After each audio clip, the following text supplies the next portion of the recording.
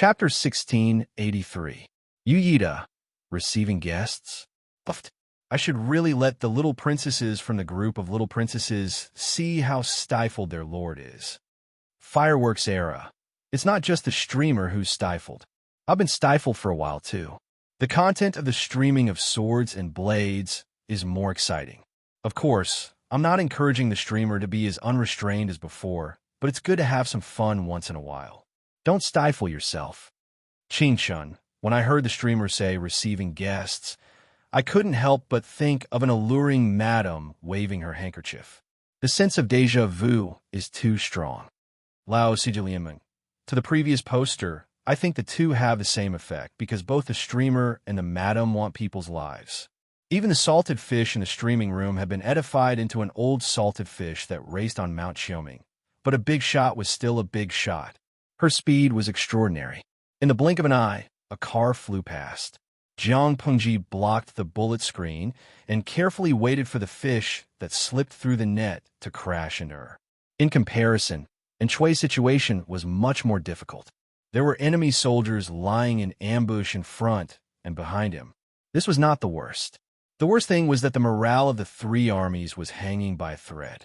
Everyone believed that this operation would be successful and that they would fight with their backs to the wall after the food crisis was resolved.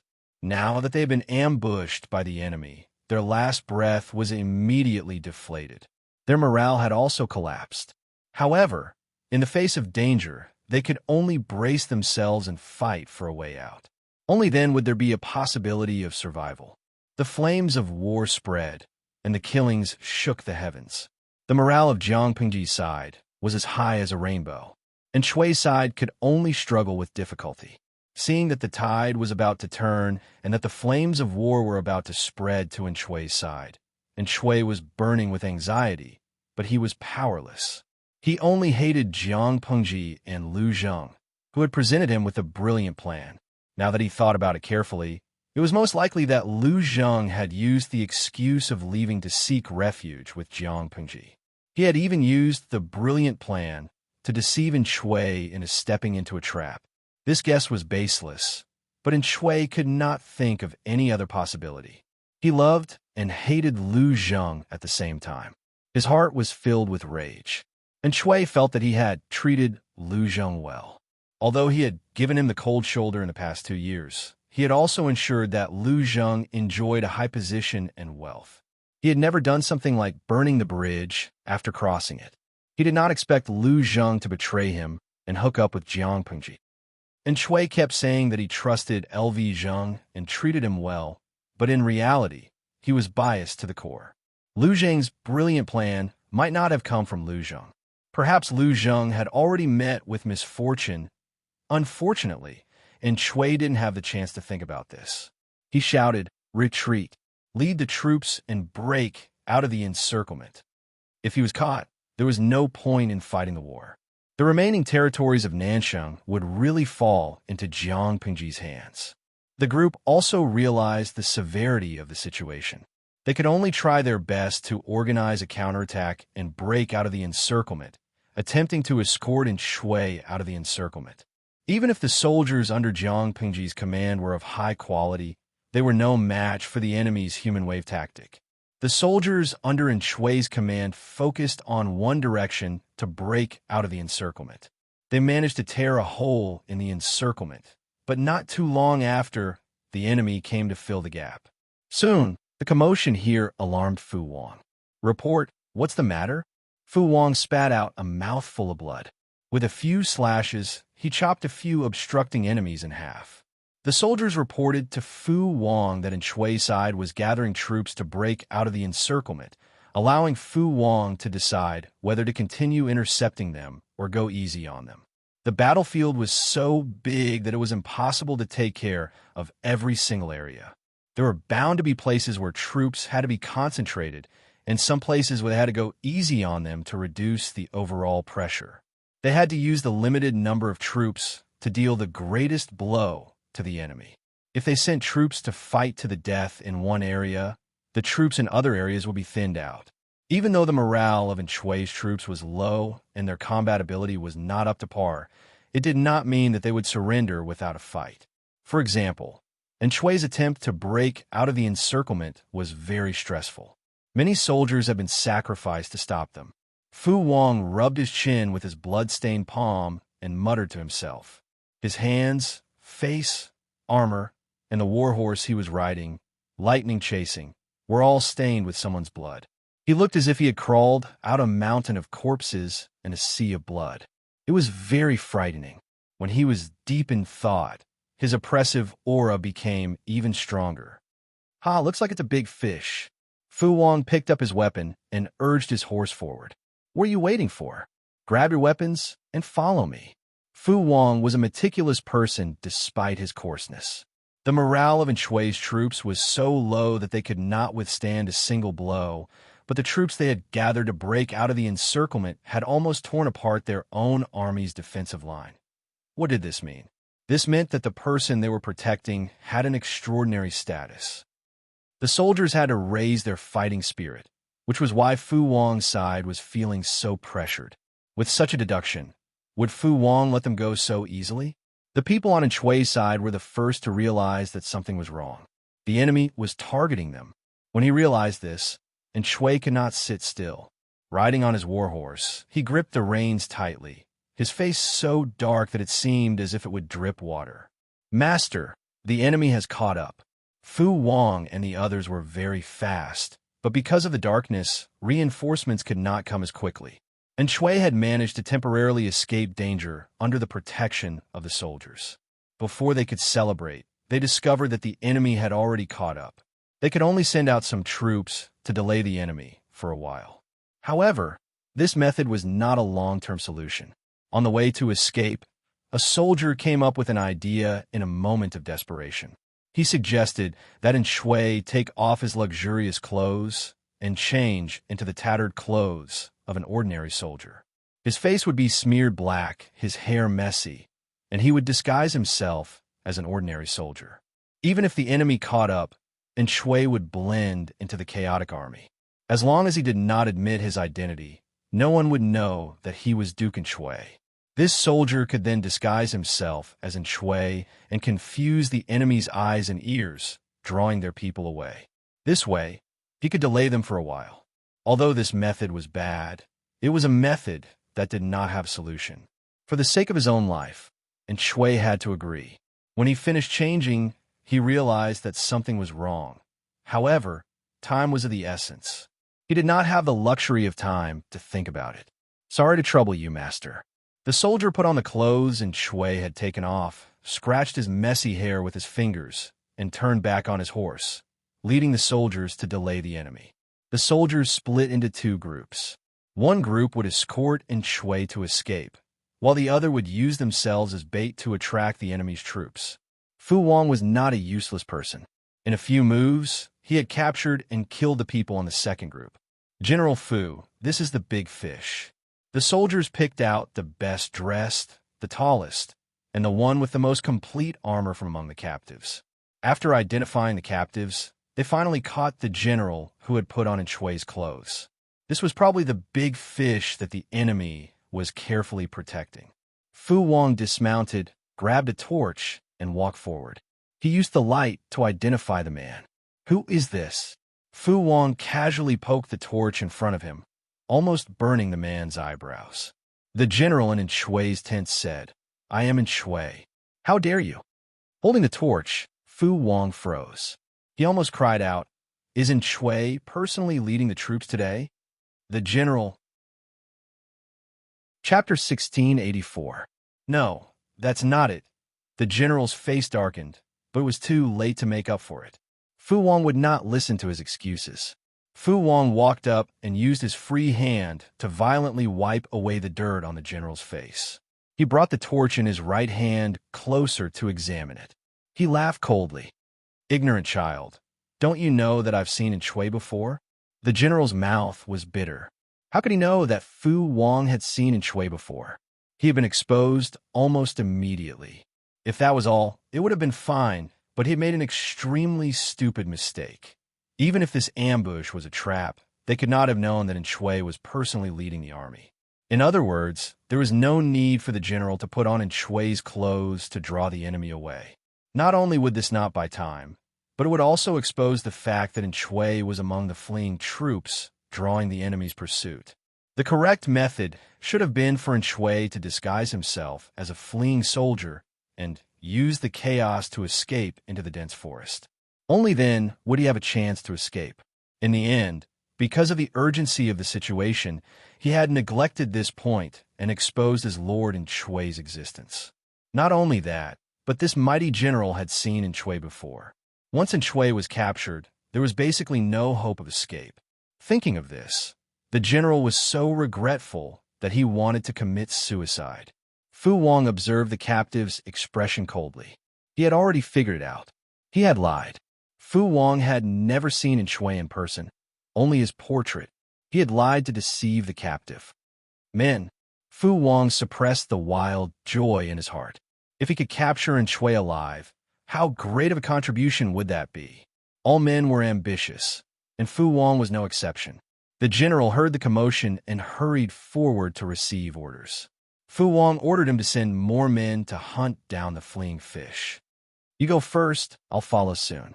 Military merit was very attractive, but Fu Wang would not abandon the battlefield for military merit. What if he accidentally tricked Xieze? The general was ordered to retreat. When Shui's general heard this, his vision darkened and he almost fainted. Fu Wang glanced disdainfully at the captured enemy general. He was stupid, but he still thought himself clever. It was time for him to train his brain. The deputy general had been Fu Wang's right-hand man for many years. He had once followed Fu Wang's adoptive father, Fu Yang, when he was young. Now, he was also an experienced and prudent old man. Fu Wang was completely at ease, leaving the heavy responsibility of pursuing Shui to him. Even if Si Jiang could not catch Shui, he would not let Shui escape so easily. Once Fu Wang settled the situation on this side, he would quickly catch up to them. Fu Wang's plan was undoubtedly very comprehensive, but he had forgotten one thing. His lord was focused on snatching the kill. On the other side of the story, Shui disguised himself as an ordinary soldier and was running for his life on horseback. There wasn't much light in the dark night. They could barely see the small path, but they couldn't see the specific road. Thus, this escape route was very bumpy. Under the whipping of the horse, the war horse galloped forward with all its might. The oncoming night wind slapped against its face, causing it to hurt. Shui felt like vomiting from a jolting, but he didn't dare to stop the whip. He could only endure the paleness of his face and continue. Hiya! Shui whipped the war horse under him again. The war horse neighed in pain. Its front hooves suddenly missed their footing, and its strong body fell forward. They didn't know what it had touched, but the horse's leg made a bone-cracking sound. The war horse's body fell heavily to the ground due to inertia. Shui was also thrown backward by the force of the fall. He rolled on the ground twice, his teeth scraping against the skin of his mouth. The thick taste of blood spread in his mouth. The others couldn't care less about the half-dead warhorse. They hurriedly pulled on the reins to stop the warhorse and dismounted to help Shui up. Shui's luck was pretty good. Even after such a heavy fall, he had only loosened his front teeth, seen stars, and suffered some superficial wounds. If he had been unlucky, his organs might have been displaced by the weight of the warhorse. My lord! My lord! Cries of my lord rang out in Shui's ears. Shui took a few deep breaths before he managed to regain his composure. He felt like he was standing on solid ground. When he thought back to the dangerous scene just now, he was very flustered. He had almost thought that he was going to die. I'm fine. Time is of the essence. Let's leave as soon as possible. Shui raised a hand and wiped his face heavily. He accidentally pressed down on the bruises on his face, and the pain made him suck in a cold breath. This general has offended you. A certain general helped Shui onto his warhorse. After he was seated properly, he flipped himself onto the horse. He grabbed the reins and lashed out with his whip. The fleeing group that had stopped set off once again. Everyone's hearts were in their throats. They didn't dare to stop. Even so, they had still been discovered by the enemy. The sound of hooves behind them was getting closer. The two sides were in hot pursuit, and the distance between them was very close.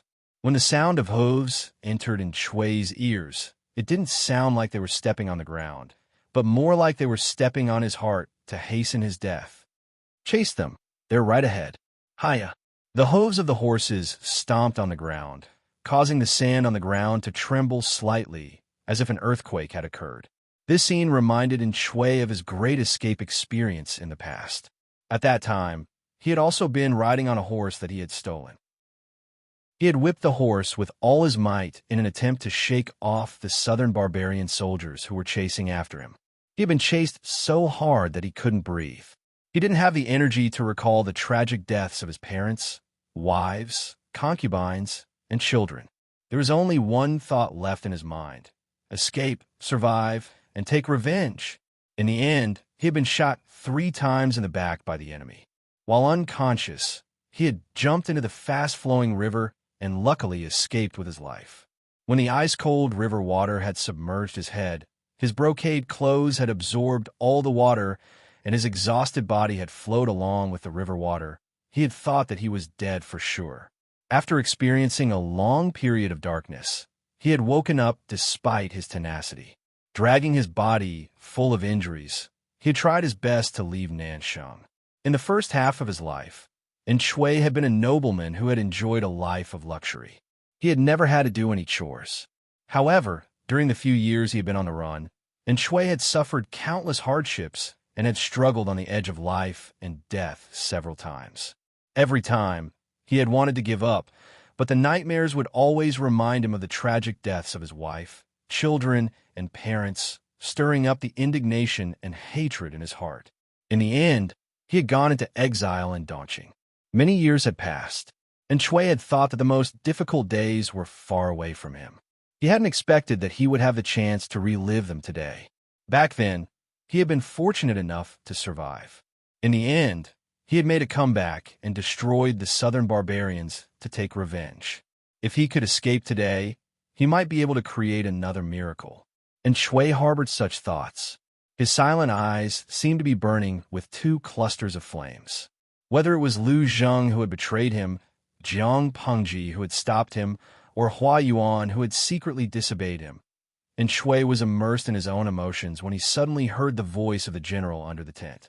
It was just a few words, but they were like the sounds of nature. "My lord, we've shaken off our pursuers." "That's great." Chapter 1685. Jiang Pengji had discovered Shui's existence a long time ago. Just as she had expected, the other party had chosen her direction in a panic when they were escaping. Everything was as perfect as he had planned. "My lord, the front line has already started fighting. Should I send troops to support the generals?" The general who spoke used to be Yang Tao's subordinate. Of course, he was now Jiang Pengji's man. Currently, he was mainly responsible for protecting Jiang Pengji. To put it bluntly, he was the leader of the security team. Combat was secondary. Although this position was not very close to the battlefield, it was related to Jiang Pengji's safety. Only her trusted subordinates could take up the post. Sitting in this position not only meant that he had Jiang Pengji's trust, but it also meant that he could make his presence felt in front of the new master. His future was bright. Regarding Jiang Pengji's trust and importance, not only was this person extremely touched, but the old officials of Yang Tao also completely submitted to her and no longer had any suspicions. After all, if Jiang Pengji was really suspicious of Yang Tao's old officials, she would not entrust her own safety to Yang Tao's faction. This was an analysis from an outsider's point of view. Only Jiang Pengji and the audience in the streaming room knew the truth. Her battle prowess was too tyrannical, and most of the guards were just decorations, completely useless. It didn't matter who sat in this position. If promoting the old officials of Yang Tao's faction could make the internal affairs more harmonious, Jiang Pengji didn't mind making them feel touched for a while longer. "No need. Let them fight. We have a more important mission." Jiang Pengji spat out the dog's tail grass in her mouth and mounted the horse. She said sternly, "Gather the troops and follow me. I'm afraid there's a big fish today. I'm counting on him for supper tonight." The big fish Jiang Pengji was referring to as naturally Shui. She was the lord, and the people around her had to listen to her. They would go wherever she wanted them to go. The captain of the security team obeyed the order and went to gather the troops. After a while, he came back with some excitement in his eyes. He had long heard of how powerful this lord was. She was the chosen one, so following her would definitely not go wrong. The dark night posed no obstacle to Jiang Pengji. Her spirit was firmly locked onto Shui. She calculated his route of advance and arrived at his destination early, waiting for him to walk right into her trap. The terrain here was relatively flat, and there was a shallow pool not far away, so there were mosquitoes everywhere. "Your Highness, we are here to—" The captain of a security team hesitated. There were so many mosquitoes here. Were they here to feed the mosquitoes? Even though he was wearing a mighty and heavy armor with thick clothes underneath, he still couldn't stop those little fellows from invading his body. Not long after, he felt the back of his hand itch a little. He swatted at the mosquitoes with his other hand and killed 3 of them at once. The leader of the security team grimaced, but he did not dare to spit at Jiang Pengji. He did not want to provoke her. He couldn't help but mutter. His lord was dressed tightly, but her skin was soft and tender. Those mosquitoes should like her more, right? Squatting in such a place, he was actually able to maintain his composure and straighten his back, as expected of someone with firm confidence. Little did they know that no mosquito dared to bite Jiang Pengji. She had been fishing for more than 10 years and had not caught a single mosquito. It could be seen how afraid the animals were of her. Which mosquito would dare to bite her? According to salted fish in the streaming room, Jiang Pengji's blood was as poisonous as her person. They're almost here. Jiang Pengji placed her left hand on the hilt of the god-slaying saber at her waist. What's coming? Just as the leader of the security team finished speaking, he faintly felt the ground tremble slightly. He listened attentively and seemed to hear the vague sound of hooves. Very soon, he knew what was coming. The sound of hundreds of hooves was getting closer and closer. The leader of the security team was so shocked that he could not close his mouth. Because they were prepared, and Jiang Pengji used the reeds on the beach as cover, the enemy did not notice them at all. If she had not ordered the archers to attack first and reap a wave of heads, and Shui and the others would probably only realize that something was wrong when they were face to face with Jiang Pengji. The rain of arrows in front of them caught them off guard.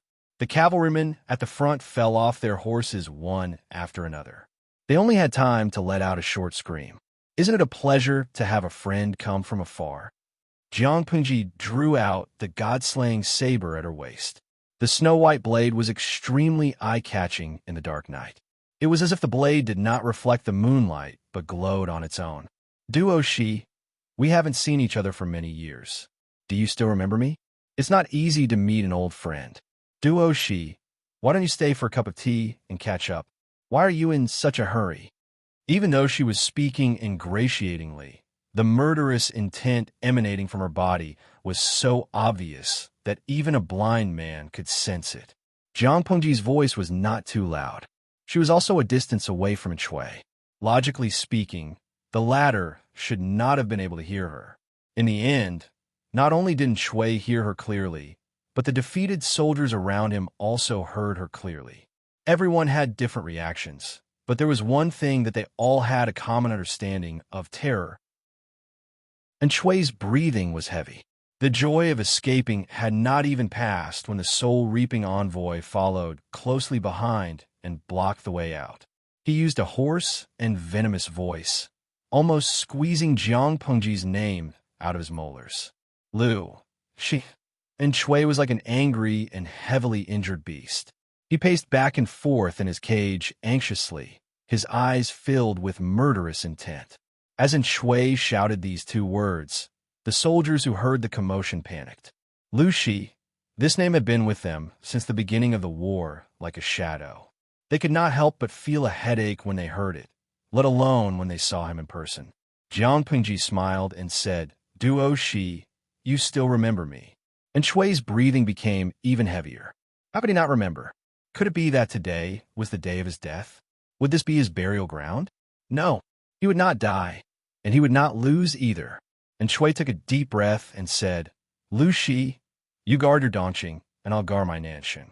We'll mind our own business. If there are foreign enemies in the future, we can still help each other. Why must you be so ruthless? Nansheng is not as simple as you think. In the end, I'm afraid the losses outweigh the gains." As he spoke, and Shui gave the general beside him a look. The general understood and retreated a little on his horse, hiding behind the people.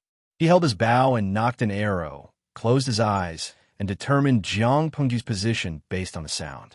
This person was a famous archer in Shui's tent. Determining the location of target by listening to the sound was his specialty. The night was dark, and the distance between them was a little far. If he drew his bow and shot an arrow, it would be extremely difficult for the enemy to discover him. Jiang Pengji could not help but be amused. The two families had fought to this point and would not rest until one side was dead. Didn't Shui think he could persuade her with just a few words? "What do you mean by, 'I guard my Dongqing, and you guard your Nansheng'?" Jiang Pengji said strangely. "Dongqing is mine, but Nansheng is not yours. My ambition is to rule the world, and Nansheng will be mine in the end. On account of our friendship in the past, I can point out a bright path for you.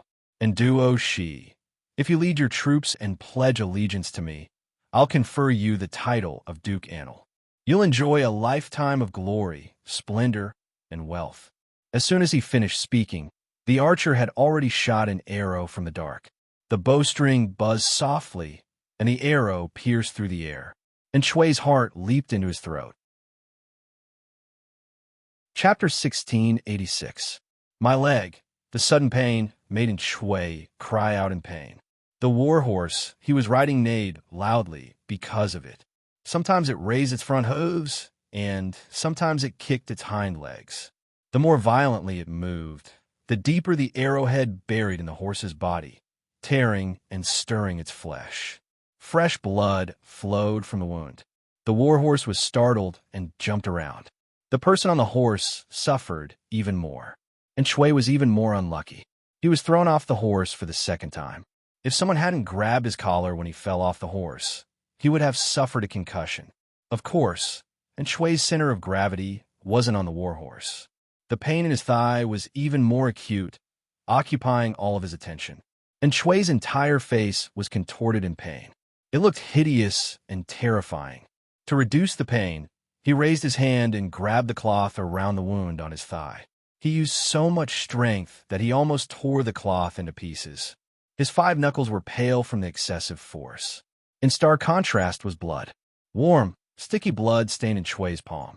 The red and white contrasted, making the white look whiter and the red look redder. This scene happened in an instant. Before many people could react, and Shui had already fallen to the ground, howling in pain. Thus, someone reprimanded him sternly. "Lu Shi, you're a feudal lord. You're so sinister and cunning. How dare you stab someone in the back?" Jiang Pengji laughed coldly. She was becoming more and more aloof, but the salted fish in the streaming room couldn't tolerate it. Was there streamer someone who could be slandered by any trash? Kuang Xiaomo, sure. A thief calling a thief is probably this kind of person. 5 million salted fish have seen it. How can you distort the truth? Dong dong, xia hua kai. This kind of trash isn't worth the streamer's saliva to defend. This double standard is really unsightly. At your grave mound jumping disco, the point isn't this double standard trash. The point is that the streamer just caught the arrow in the back with her bare hands and threw it back. One word, the super invincible thunderbolt hottie. 2 words, so handsome that I can't close my legs. Poo cc. It's a godlike maneuver. I was worried for the streamer just now. I didn't expect her to throw a slap back at me. Our spicy streamer is handsome to a new height every time. That scene just now was so noble and cool that he had no friends. Lao Cg Lianmeng. A straightforward person doesn't beat around the bush. I want to be F***ed by the streamer until my legs turn to jelly. Number by Huffed. I didn't expect you to be so experienced. Tudu Faccio. I didn't expect you to be such a big boss. Count me in. In this era where men were becoming more and more exquisite and young ladies were becoming more and more majestic, Jiang Pengji was simply the lover of the masses. The host's arms were the harbor where they could fight for their entire lives. Not only did this scene cause Shui and the others to be in a frenzy and speak indiscriminately, but the leader of the security team beside Jiang Pengji was also so angry that his eyes were about to split open. It was impossible to defend against the enemy's sneak attack. Even though it wasn't aimed at Jiang Pengji's face, it was still dangerous to aim at her. If she was shot, she would be seriously injured even if she didn't die. They were heartless and unjust, launching a sneak attack first, and now they actually had the cheek to make a false accusation. And Shui had purposely conversed with his lord to attract everyone's attention, then secretly shot an arrow. Was this a gentleman? Bulsh asterisk T about your ancestors. The leader of the security team was a middle-aged man in his 30s who was nearing his 40s. When he scolded, his voice was like rolling thunder. He had cultivated his body and mind for many years. Now that he had failed, he wished he could roll up his sleeves and chop up his enemies to feed to the dogs. You are despicable and shameless. I feel so ashamed on behalf of you sons of bitches. Jiang Pengji couldn't help but roll her eyes. She said softly with a smile, "If you want to scold others, just scold them. Why do you have to scold yourselves?" He called them sons of bitches and called himself, but wasn't the father of a son of a bitch also a tortoise? The leader of the security team was speechless. Don't argue with him at a time like this. Whose side are you on, my lord? Why waste your breath? Tie them up and beat them however you want. I want to see if they have any other part of their bodies that's hard except for their mouths, Jiang Pengji said with a cold smile. That body of worthless bones? Maybe it's not as durable as that thing under their abdomen. The leader of the security team cupped his fists and said, "Yes, my lord." And Shui's thigh had been pierced by an arrow, and he had been thrown off his horse. He was in so much pain that he almost lost consciousness. Everyone wanted to escape with such a burden, but they couldn't keep up with Jiang Pengji's fast horse. They were all captured after a few moments of struggling. It was a one-sided battle that had no suspense. Jiang Pengji looked down at Shui, who was tied up and had cold sweat dripping from his forehead. She said coldly, "Back then, I was able to save you from a snow-covered land. Now, I can take your life here. I gave you a way out just now, but you didn't take it. You just want to die. Why?" And Shui was in so much pain that his lips turned white. Not to mention moving his injured thigh. Even breathing would affect his wound. With difficulty, he revealed a mocking smile and said, "Lu Lanting, why do you need to pretend to be benevolent and righteous?" No matter how I pretend to be benevolent and righteous, didn't I let you drag out an ignoble existence for so many years? You should be deeply grateful. Jiang Pengji raised her foot and used the tip of her shoe to grind against the area near his wound. And Shui screamed in pain again, but she lectured him expressionlessly. A drop of water should be repaid with a spring of water. And Dwashi, this is called repaying a cold arrow. Humph. Whether it's a blessing or a curse, you have to bear it yourself. When the capture minister of Shui saw how Jiang Pengji had humiliated him, he was so angry that smoke almost came out of his head. All sorts of expletives came out of his mouth. Jiang Pengji admired these people with backbone, so she gave them a quick death by beheading them with a single slash of her sword. Many people were so shocked that they shut their mouths when they saw the man who had been cursing and swearing a second ago roll his head on the ground the next second. Winner takes all. Why don't you just accept your fate and admit defeat? You win fair and square, and you lose fair and square. Only the incompetent will bark like crazy. Jiang Pengji didn't even look at the man, but the effect was outstanding. Only those who were observant noticed that the man Jiang Pengji had just beheaded was the man who had secretly shot an arrow in Shui. Such a streamer had no soul if she didn't take revenge. And Shui endured the excruciating pain and said, "Lu Shi, you want me to admit defeat? Why don't you just kill me?" Jiang Pengji took the handkerchief from the leader of the security team and slowly wiped the blood off the blade of the god-slaying sword. "You're stubborn and unwilling to admit defeat, so I naturally won't spare you. But you're a feudal lord after all. Isn't it a waste of your talent to die here? No matter what, I have to make proper preparations, and send you on your way with a bang, shouldn't I? Jiang Pengji sheathed the god-slaying sword. Everyone had personally witnessed Jiang Pengji's eloquence. She could make people want to die at any moment. Tie them all up and reward them according to their contributions when we return. The leader of the security team beamed with joy and said in a loud voice, "Yes, sir." Chapter 1687. My lord, someone's coming. The leader of the security team tensed up and ordered the soldiers to be on standby. Just as they finished packing in Shui and the others up, they noticed a group of people rushing towards them. The leader of the security team was worried that it was in Shui's reinforcements. They didn't have many men on their side. If they really fought, they would easily be at a disadvantage.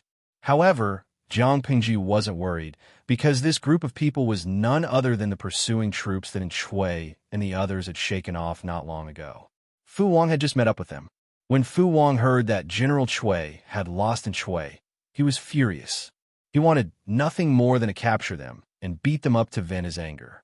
It was infuriating to lose such an important, fat fish. Fortunately, the enemy had fled in such a hurry that there was no time to erase any clues. They could follow the traces all the way. Halfway through the chase, the vanguard discovered that someone was blocking the road ahead. He immediately reported to Fu Wang, "General Fu, there are people ahead, but doesn't seem like an ambush." When Fu Wang heard this, he raised his hand to tighten the reins. He sighed, and the well-trained warhorse quickly came to a halt. "Doesn't seem like an ambush? Go and ask them which battalion they are from." There were tens of millions of people participating in the battle.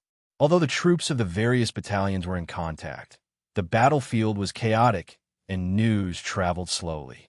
Fu Wang couldn't know every place and every person's movements. If the people ahead were not in Shui, then there were other troops in the army. It was late at night, and it wasn't convenient for them to use battle flags to distinguish between friend and foe. It was better to understand the situation before deciding on their next move. Perhaps Xieze had also discovered Shui's deserter and had specially sent people to capture him. When the vanguard received Fu Wang's order, he rode forward and asked loudly, "I am General Fu Wang's subordinate. Who are you waiting for?" When the leader of the security team heard this, his tense nerves relaxed, and a hint of joy appeared on his face. "My lord, so it's General Fu Wang's men." Jiang Pengji didn't smile. Instead, she revealed a trace of embarrassment. She seemed to have accidentally stolen Fu Wang's victory, causing the credit to fly away from his hands. "Go and tell him that I'm here." "Yes, my lord." The leader of the security team hadn't realized that he had stolen the victory. "General Fu Wang is here. Hurry and pay your respects." The leader of the security team was in charge of Jiang Pengji's security. Naturally, he would interact with Fu Wang. Both of them were familiar with each other's voices. Hearing this voice, Fu Wang knew that the person in front of him was his lord. Half of his worried heart was relieved. The other half was naturally in Shui, whose whereabouts were unknown. If the lord knew that he had lost track of the enemy's leader, not to mention a reward, it would be good enough if he didn't suffer. Fu Wang braced himself and led his men forward. He dismounted from his horse when he was still 2 to 3 feet away from Jiang Pengji and walked forward. Both sides lit up their torches. With the light dispelling the darkness, they could finally see each other clearly. "General Fu Wang greets the lord." Fu Wang put away his weapon and bowed. He was a little nervous. Jiang Pengji raised her hand to help him up. Her lips curled into an awkward but polite smile. "No need to be so polite, Jing Tu. Are you here for Shui?" Fu Wang was stunned. He didn't know how his lord knew, but he quickly understood Jiang Pengji's meaning from her expression. "Master, what you did was too unethical." Fu Wang felt wronged. He still wanted to say it out loud. Jiang Pengji coughed softly and said, "The fire in the granary rose to the sky. I was worried, so I brought some people over to take a look, but I met them halfway." The captain of the security team listened silently and silently refuted in his heart. How could it be a spur-of-the-moment thing? They had clearly come prepared, and they had specifically come to stop Shui. Fu Wang could not say anything bad about his lord. If she brought up the matter of him losing in Shui, he would not be able to get away with it.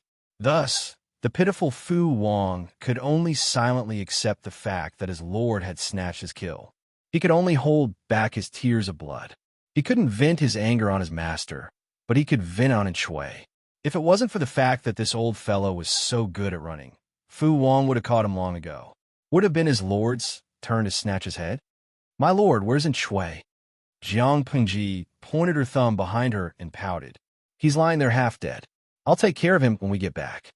Fu Wang said, "Isn't Shui willing to submit?" If he submitted, Fu Wang would probably be so depressed that he would vomit blood. He did not want to see Shui continue to jump around. Jiang Pingji made sarcastic remarks. Her mouth was as poisonous as ever. He won't turn back even if he hits a brick wall. He's very arrogant. Fu Wang could tell that his lord did not like Shui either. Unless Shui shamelessly stuck to her, she would not ask him to surrender. This place is too close to the front lines. To avoid accidental injuries, please allow me to send someone to escort you back to the camp. Jiang Pingji did not reject Fu Wang's suggestion. Anyway, Shui had already been captured. She was not interested in the other small fries. Okay, let's go back to the camp. Shui had been captured. It was a good opportunity to destroy the enemy's nest in one go. She did not want to miss such a good opportunity. Jiang Pingji captured Shui along with a few key personnel. Her words stirred up 1,000 ripples. Yang Si was so shocked that he almost jumped out of his bed. "Wait, who'd you say you caught?" Yang Si was stunned. Was he dreaming and hadn't woken up yet? The person had no choice but to repeat himself. "The enemy's leader, Shui, has been captured. My lord is waiting in the main tent for the military counselor to go over and discuss it." Yang Si wiped his face hard. All his drowsiness had disappeared. Shui had been captured. This was too exciting. He had the feeling that he had drunk too much and that everything was over when he woke up from his drunken stupor. Feng Zhen and the others had similar thoughts. Almost all of them were dumbfounded. They quickly changed their clothes and hurriedly rushed to the main tent. When Wei Si heard the news, he was still awake. Not only was he not shocked, but he had a feeling that it had finally come. "Please wait for a moment. Rong Si, tidy up your attire so that you won't be disrespectful in front of others." He washed up and tidied up unhurriedly. His calm eyes carried a vague sense of relief. Ever since he had been reborn, he had known that this day would come sooner or later. When Shui had been defeated and killed, Wei Si had still been imprisoned. When he saw the light of day again, his old master's corpse had long been speckled and cold.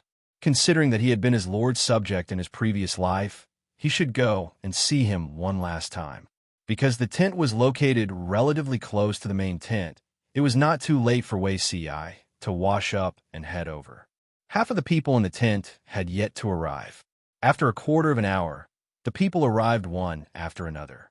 Fu Wang and Xie Zhe, the two heroes who had rendered meritorious service, opened the tent and sat in their seats, their bodies covered in blood. As soon as the two of them sat down, someone bowed to them and congratulated them. They had achieved a great victory in this battle. Military merits would not be able to escape. Xie Zhe turned his head and chatted happily with Li Yan. He looked disheveled, but his eyes were bright. People were in high spirits when faced with happy events. Only Fu Wang smiled bitterly to himself. He had been greatly wronged today. As he was thinking, his lord walked out from behind the screen and sat upright. Everyone could not help but straighten their backs. The meeting began. Those who were distracted, those who were miserly, those who were eating snacks, and those who were laughing and joking all became serious. Chapter 1688. What did they have to say? Of course they wanted Shui to die as soon as possible. The food was already heated. Could there be other changes? The 5 million salted fishes complained about the plot as they ate their melons. They'd finally had a good time after holding back for so long. If Shui didn't die, wouldn't it be the same as eating back the shit they'd painstakingly excreted? If that was the case, there would probably be another batch of salted fishes who'd turn from fans to haters. Carefree he. I hope Shui dies as soon as possible. Tong Tong's girl. There are so many people from all walks of life in the streaming room, but I don't like Shui. Let him die. Xingyue Tanyun. Streamer, don't forget what Shui did when he conquered the southern barbarians. Even if the southern barbarians deserve to die, Shui's methods were too despicable. If you keep this guy around, he'll bite you when you let your guard down sooner or later. Xiao Xiao Wang Yang, like. Shui is a ticking time bomb. He can't compare to Huang Song and Yang Tao. If Shui can live even after surrendering, then I'll feel wrong for Su Bei and Su Fei. They're much more likable than Shui. Even though the Su brothers committed suicide after their defeat and didn't die directly at Jiang Pingji's hands, they were still better off than Shui. If someone like Shui could live, the two brothers would be filled with regret if they found out. The salted fishes had a unified opinion. The streamer could go wild, but Shui had to die. Jiang Pingji didn't give any explanation to the salted fishes discussions. Instead, she paid close attention to the reactions of the civil and military officials. Yang Tao was a straightforward person. He was about to speak when his friend secretly pulled on his sleeve. He was about to stand up. "What's wrong, Xiaoyang?" Yang Tao asked his friend with his eyes, but the other gave him a shut up look. "Anyone can speak up about this matter, except for you. Don't interfere. Just be a listener." Yin Lin had been woken up in the middle of the night for a meeting, but his mind was as clear as ever. He could see the situation clearly. Why? Taking advantage of the distance, Yang Tao lowered his voice and talked to his friend. He had to get to the bottom of it. Yin Lin said confidently, "The Duke of Lanting has no intention of letting Shui live. It's impossible to recruit him. It's not the right time for you to go up there and say anything." Yang Tao was also a vassal who had surrendered. Even if he had no intention of stirring up trouble now, a superior would always be on his guard. If Jiang Pengji managed to get them to surrender every time she fought, she would definitely treat the feudal vassals well in order to show her benevolence in the future when the world was settled. Not only did he have to be treated extremely well, but he also had to be given a certain title, such as a king with a different surname.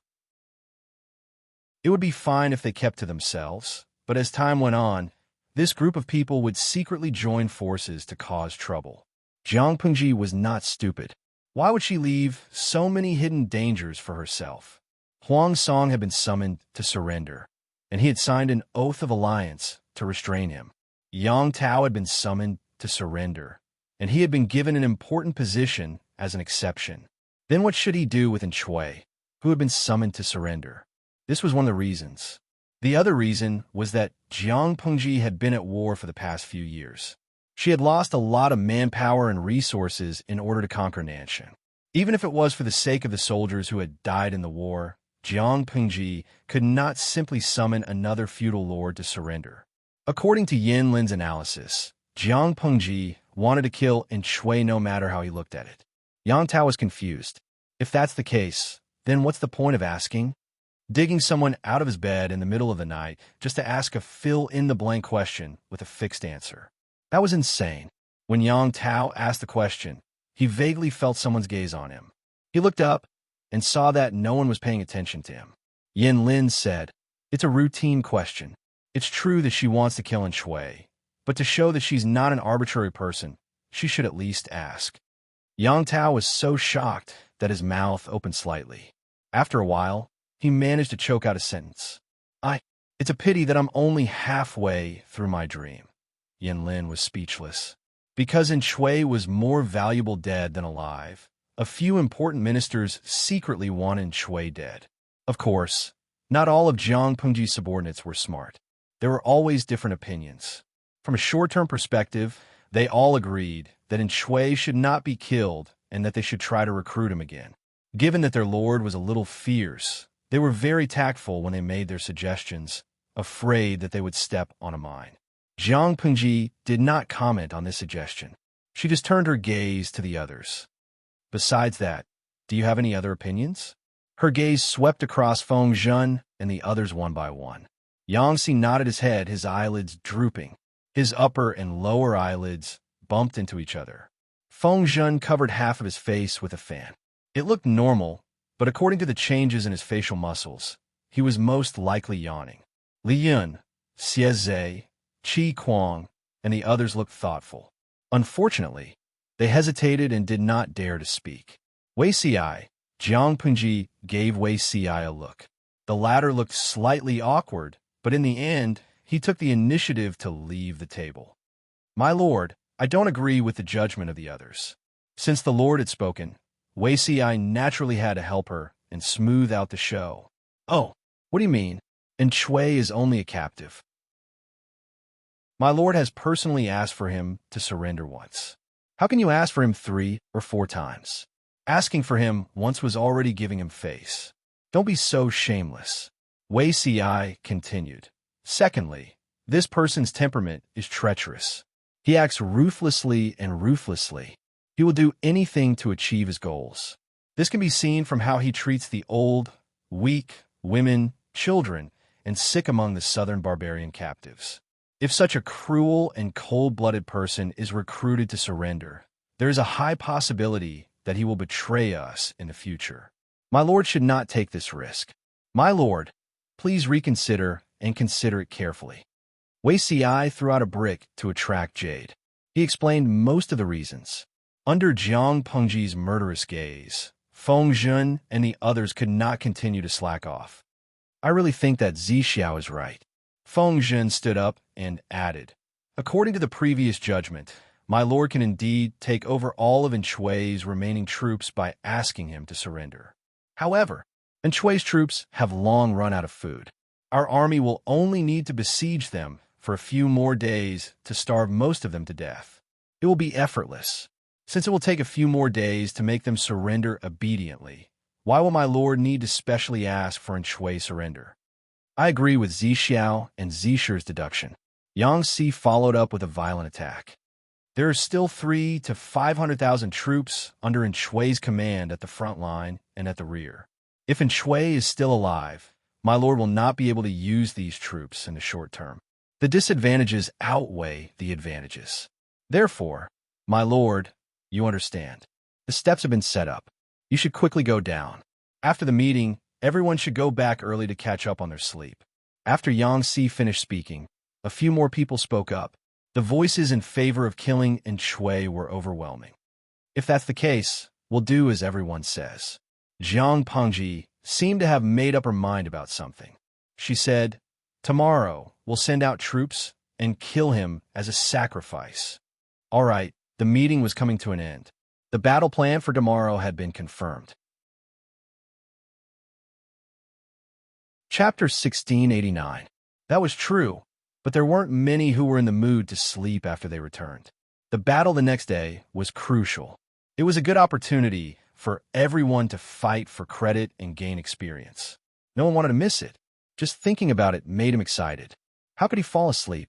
Not only could they not sleep, but the captives in Shui and the others could not sleep either. They were anxious about their future. All of them looked dejected like stray dogs. How does Lucy plan to deal with us tomorrow? Everyone had the same thought in their minds. No one wanted to die, but the butcher's knife was in the hands of the enemy. There was nothing they could do. What are you afraid of? At most, we'll die. Why should man be afraid of death? A burly man with a bad temper said stubbornly, "I've heard that Lu Shi has killed countless people and is ruthless. If we don't surrender, we'll most likely die. If we surrender, we'll have to be subservient to this person for the rest of our lives. It's better to die than to be humiliated like this. If you're greedy for life and afraid of death, then surrender." When everyone heard this, their faces turned ashen. They didn't know if they were frightened by the burly man's words or angered by them. Someone said, "Is Lu Shi really so overbearing? If you don't surrender, you can just return to your hometown. Why do you want to kill people to vent your anger?" Although it was normal to kill captives, not every captive could be killed. Scribes had certain privileges in this regard. At most, they could live in seclusion. They didn't have to sacrifice their lives. Of course, even though they said that, these people who were once in high positions of power and played with the wind and clouds couldn't be content with peace. The choices in front of them were really limited. They had to worry about their heads. In fact, many of them already had the idea of surrendering. It didn't matter which boss they worked for. Whoever gave them money, power, and status would be their bread and butter. If Shui was defeated, they would jump ship. This was normal. However, these words were too embarrassing to say. Whoever said it first would seem like the one who was fickle, and a vile person without loyalty. In particular, the burly man spoke heroically. Whoever mentioned surrendering to Jiang Pingji would be the first to stand out. To prevent the atmosphere from becoming too awkward, someone cleverly changed the topic.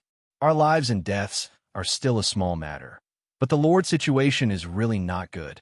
If they submitted, they would have a chance to climb up in the future. Didn't they see that Huang Song and Yang Tao's former officials were still enjoying themselves in Jiang Pingji's tent? If Shui pledged allegiance to Jiang Pingji, the outcome would be different. In the future, he would be conferred the title of Marquis to appease them. He would have no real power in his hands and no more than 3 to 5 followers. He could only be an animal in Jiang Pengji's pen for the rest of his life, constantly worrying about his own life. Who would be willing to live such a life if they had a bit of dignity? And Shui had once been an all-powerful duke, so he could not tolerate such a great disparity. Master, sigh, we can only blame ourselves for being useless and unable to protect Master. Everyone sighed and groaned, trying to push the blame onto themselves. It was as if Shui's current predicament was their fault. No matter how affectionate their words were, it was useless. These words would not bring any substantial harm to them. Instead, it would deepen their image of loyalty and righteousness, so why not? They were no fools.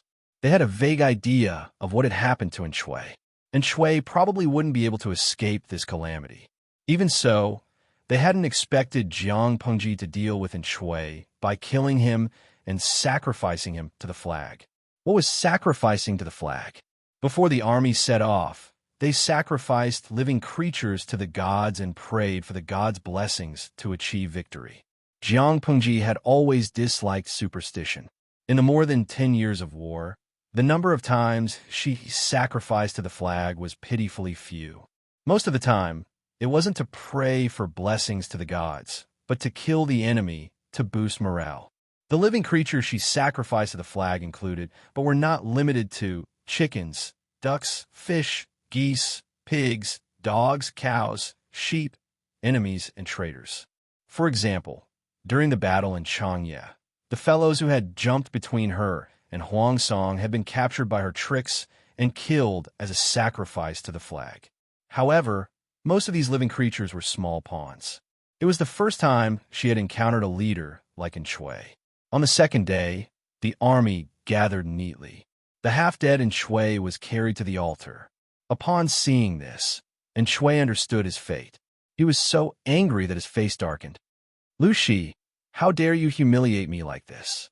Killing a duke to sacrifice to the flag. Weren't you afraid that this display would cause dissatisfaction among the scholars of the world? Jiang Pengji pressed her left hand on the hilt of her sword. With a cold expression, she said, "How can this be called humiliating? You're unwilling to pledge allegiance to me, but I can't possibly release you as a commoner. Isn't this your fate of choice? How can you blame me?" Jiang Pengji's counterattack last night had been merciless. Even though the arrow hadn't hurt Shui's thigh artery, it had made him wish he were dead. Later, when the medics pulled out the arrow to stop the bleeding, he fainted from the pain. After a round of torment, he had lost half his life. Now that he had been captured and brought to the altar as a sacrifice, Shui's spirit became more and more dispirited. His angry questioning just now was more like the final radiance of a setting sun. No matter how angry Shui was, he couldn't change the fate of the loser. Someone had gagged his mouth with a dirty handkerchief, and he was forced to kneel on the ground. With the posture of a sinner, he showed his sorry state to the thousands of soldiers below him. His opponent, Jiang Pengji, accepted everyone's worship and submission to her as a ruler. Shui's hands were tied behind his back with hemp rope. His shoulders were suppressed by 2 burly men on his left and right. His head, which was usually held high, had no choice but to hang down. No matter how he struggled, he couldn't move an inch. Apart from causing the wound on his thigh to open up and blood to flow, he didn't gain anything else. After an unknown amount of time, perhaps an hour, perhaps only half a cup of tea's time, a blinding white light flashed before his eyes, and Shui subconsciously shrunk his head. He closed his left eyelid, which had been hit by the white light, and used his right eye to see the source of the white light. It turned out to be the saber at Jiang Pengji's waist. The morning sun rose slowly from the east. Puff! The saber in her hand fell, with a flash of white light, and Shui's head was separated from his corpse. Fresh blood sprayed onto the altar like a pillar, dyeing it scarlet. The soldiers who witnessed this scene let out a tsunami of cheers. The Lu flag fluttered in the wind, forming a sea of red. The army has set out for battle. We wish you all a triumphant return. The general said, "We swear to live up to our mission, even if we die." Dozens of people shouted. Their voices reverberated in the drill ground, stirring up waves of hot blood and making one's heart surge. There was no need to elaborate on the outcome of letting a group of jackals, who had been boosted by morale, go on a punitive expedition against a group of stray dogs with low morale and a lack of food and rations. After this battle, Jiang Pengji defeated Shui's remaining army of more than 200,000 with only 100,000 troops. She achieved a complete victory. The three armies continued south along the river, heading straight for Shui's lair. Two-thirds of Nanxing had fallen into Jiang Pengji's hands. The enemy troops along the way had little power to resist. Chapter 1690. When there was no tiger in the mountain, the monkey was king. This was probably referring to the Xichang Emperor concubine. Ever since the young master committed suicide, Hua Yuan rarely visited the Xichang Emperor concubine. No one knew what he was busy with every day, and he was very mysterious. Without Hua Yuan's interference, the Xichang Emperor concubine's days were very comfortable. All the servants in the mansion treated her as their most precious treasure. The old officials would often send their wives over to visit her, and the gifts they gave her were all precious and rare. The days of being worshipped and fawned upon by others was before the fall of Xichang Kingdom. The Xichang Emperor concubine regained the feeling of being above everyone else and almost forgot all the unhappiness and hardship she had suffered. However, she was soon unable to be happy. The delayed pregnancy almost caused her to lose her form. Nausea and vomiting, dizziness and fatigue, drowsiness and salivation. One symptom after another found her and took up almost all of her energy. When she finally got used to it, her swollen legs and ugly marks on her stomach made her feel disgusted. The first time she felt the movement of the fetus, this disgust reached its peak. Looking at her balloon-like belly, the Xichang Emperor concubine would often wake up from nightmares. In her dreams, she would dream that she had given birth to a monster with 3 heads and 6 arms. This monster had 3 eyes for mouths, and each foot only had 2 toes. It could speak the human language the moment it was born. Every time she had nightmares, this monster would use its limbs to burst open her belly and climb out with a hideous smile. It would open its mouth and devour her organs clean. Every time she woke up screaming, she would realize that she was covered in cold sweat and her stomach was in pain. The doctor did not dare to use strong medicine because the fetus in her belly was too precious. He could only use a mild sedative to help her sleep. After a few days of rest, the nightmares and night sweats had clearly weakened. The maid carefully asked for her opinion. "Madam, the weather is very good today. Do you want to take a walk in the courtyard?" The Xichang Emperor concubine slept until dawn, which was a rare occurrence. Her irritable mood had greatly improved, and the maid who served her also heaved a sigh of relief. If this continued, they would go crazy before the Xichang Emperor concubine gave birth. Emperor concubine Xichang had eaten an exquisite breakfast and was in a good mood. When she looked up and saw the golden sunlight shining down from outside, she was instantly excited. With one hand on her waist and the other on her round belly, she walked slowly with the help of her maid. As her body was too heavy, Xichang's Empress concubine felt tired after walking one round. She returned to the house and leaned lazily against the table. In order to pass the time, Xichang's Empress concubine deliberately looked for a maidservant to chat. Is there anything new out there recently? The maid thought about it carefully and said, I didn't hear anything special. What about Counselor Hua?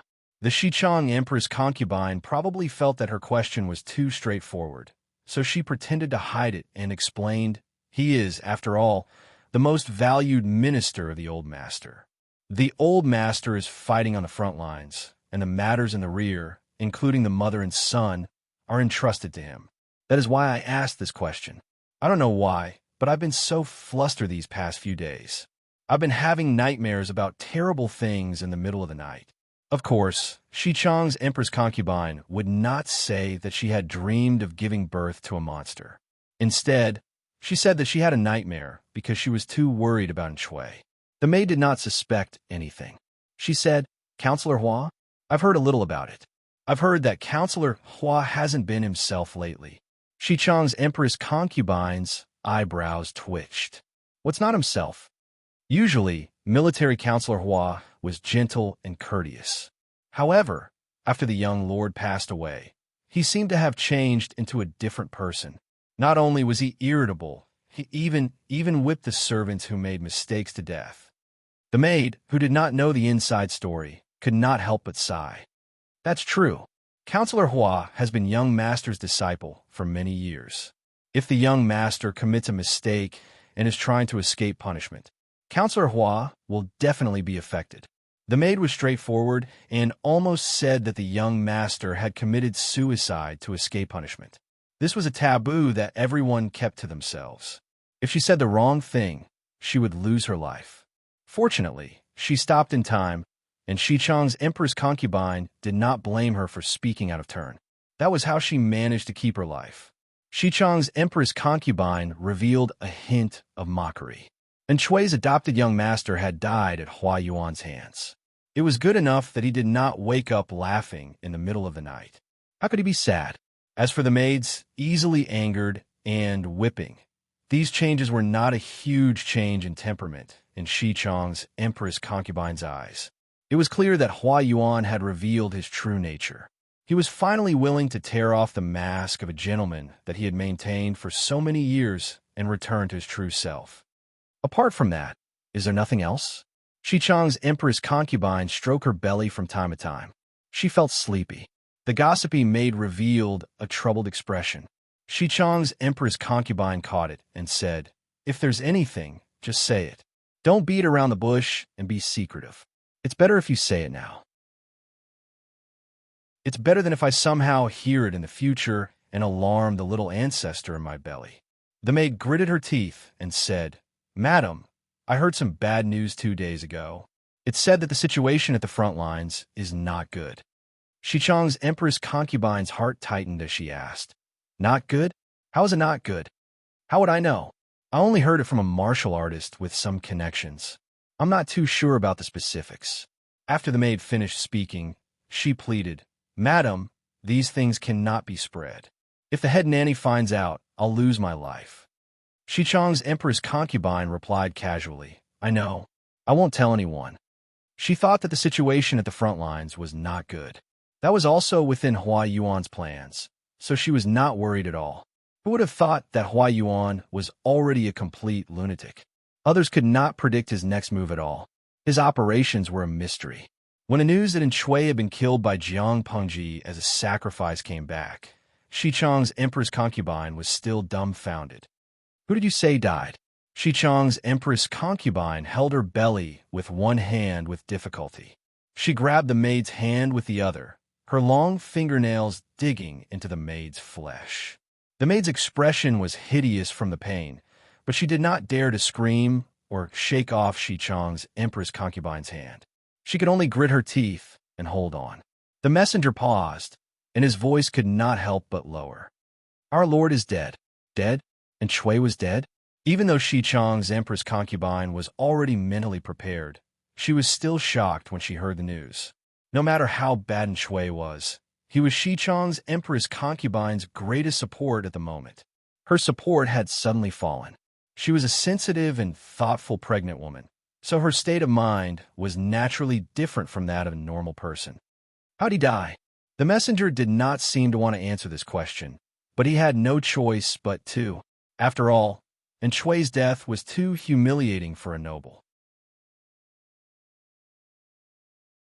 Chapter 1691. But no matter how vague it could not change reality.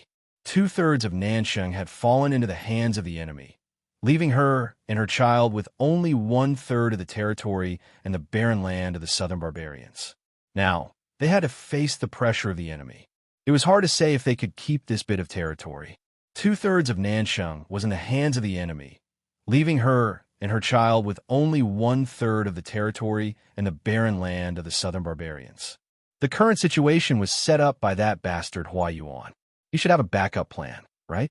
The Xichang Emperor's concubine felt uneasy. She had sacrificed everything in exchange for a few short months of peace. She did not want to go back to her days of wandering.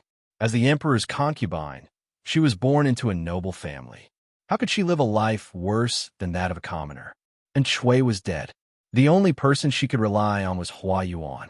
Little did she know that the outside world was also in a mess.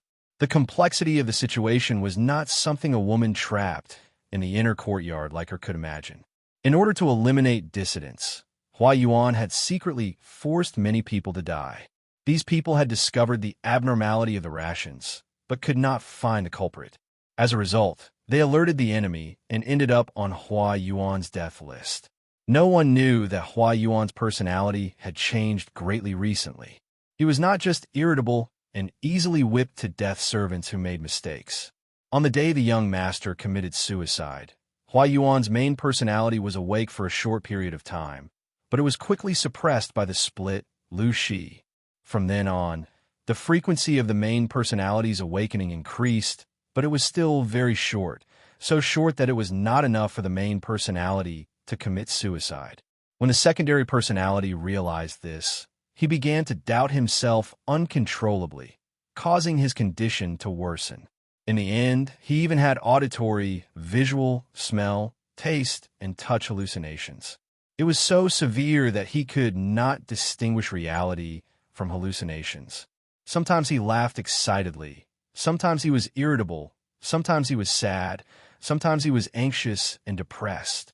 Even his dream of hegemony lost its motivation.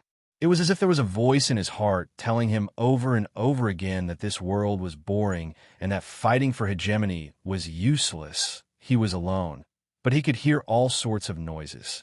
There were women calling him, men laughing and scolding by his ear, and the young master who had passed away happily called him teacher in a childish voice. He could still hear Shui calling his name in a dignified voice in his dreams, and people he didn't know chattered by his ear without end. In a trance, he might see a familiar person waving at him from the end of the road, but when he washed his hands with cold water, he felt like he was being burned. He insisted that the basin of cold water was not cold water, but a basin of charcoal, that there were other people in the room besides him and his attendants, that it was not a sunny day outside, but a storm and lightning. But the attendants who served him looked shocked and frightened, as if he had said something terrible. Huayuan insisted that he was right, so the servant who refuted him was naturally wrong. An inexplicable anger dyed his eyes red. When he came back to his senses, the servant was lying on the ground in a bloody mess, without a sound. In his hand, he was holding the whip that had caused his attendant's skin and flesh to split open. The whip was so deep that the bone could be seen. Bright red blood flowed down to his feet.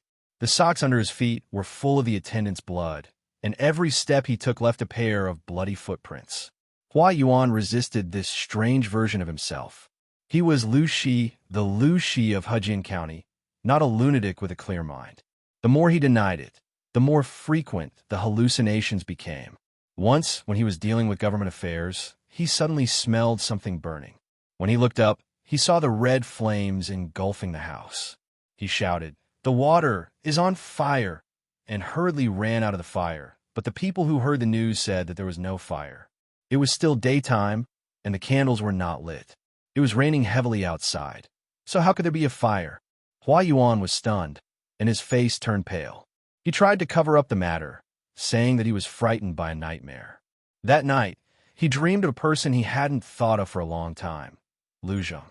In the dream, he and Lu Zheng were arguing fiercely, replaying the scene of their confrontation that year. Lu Zheng questioned him. His every word was powerful and resonant. Do you really think you are Lu Shi? You are just a figment of Hua Yuan's imagination after he lost his mind. Hua Yuan was so angry that he wanted to pull out a knife and chop Lu Zheng's mouth. If you're Lu Shi, why don't you think about your experience since you were young? Hua Yuan refused to admit it.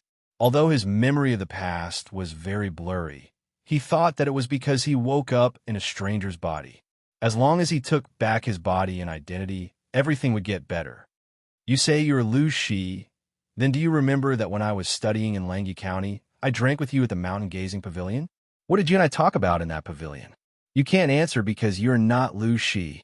You are Hua Yuan from Nanxing Mingzhou. No. Hua Yuan clenched his molars and silently refuted Lu Zheng's bewitching words.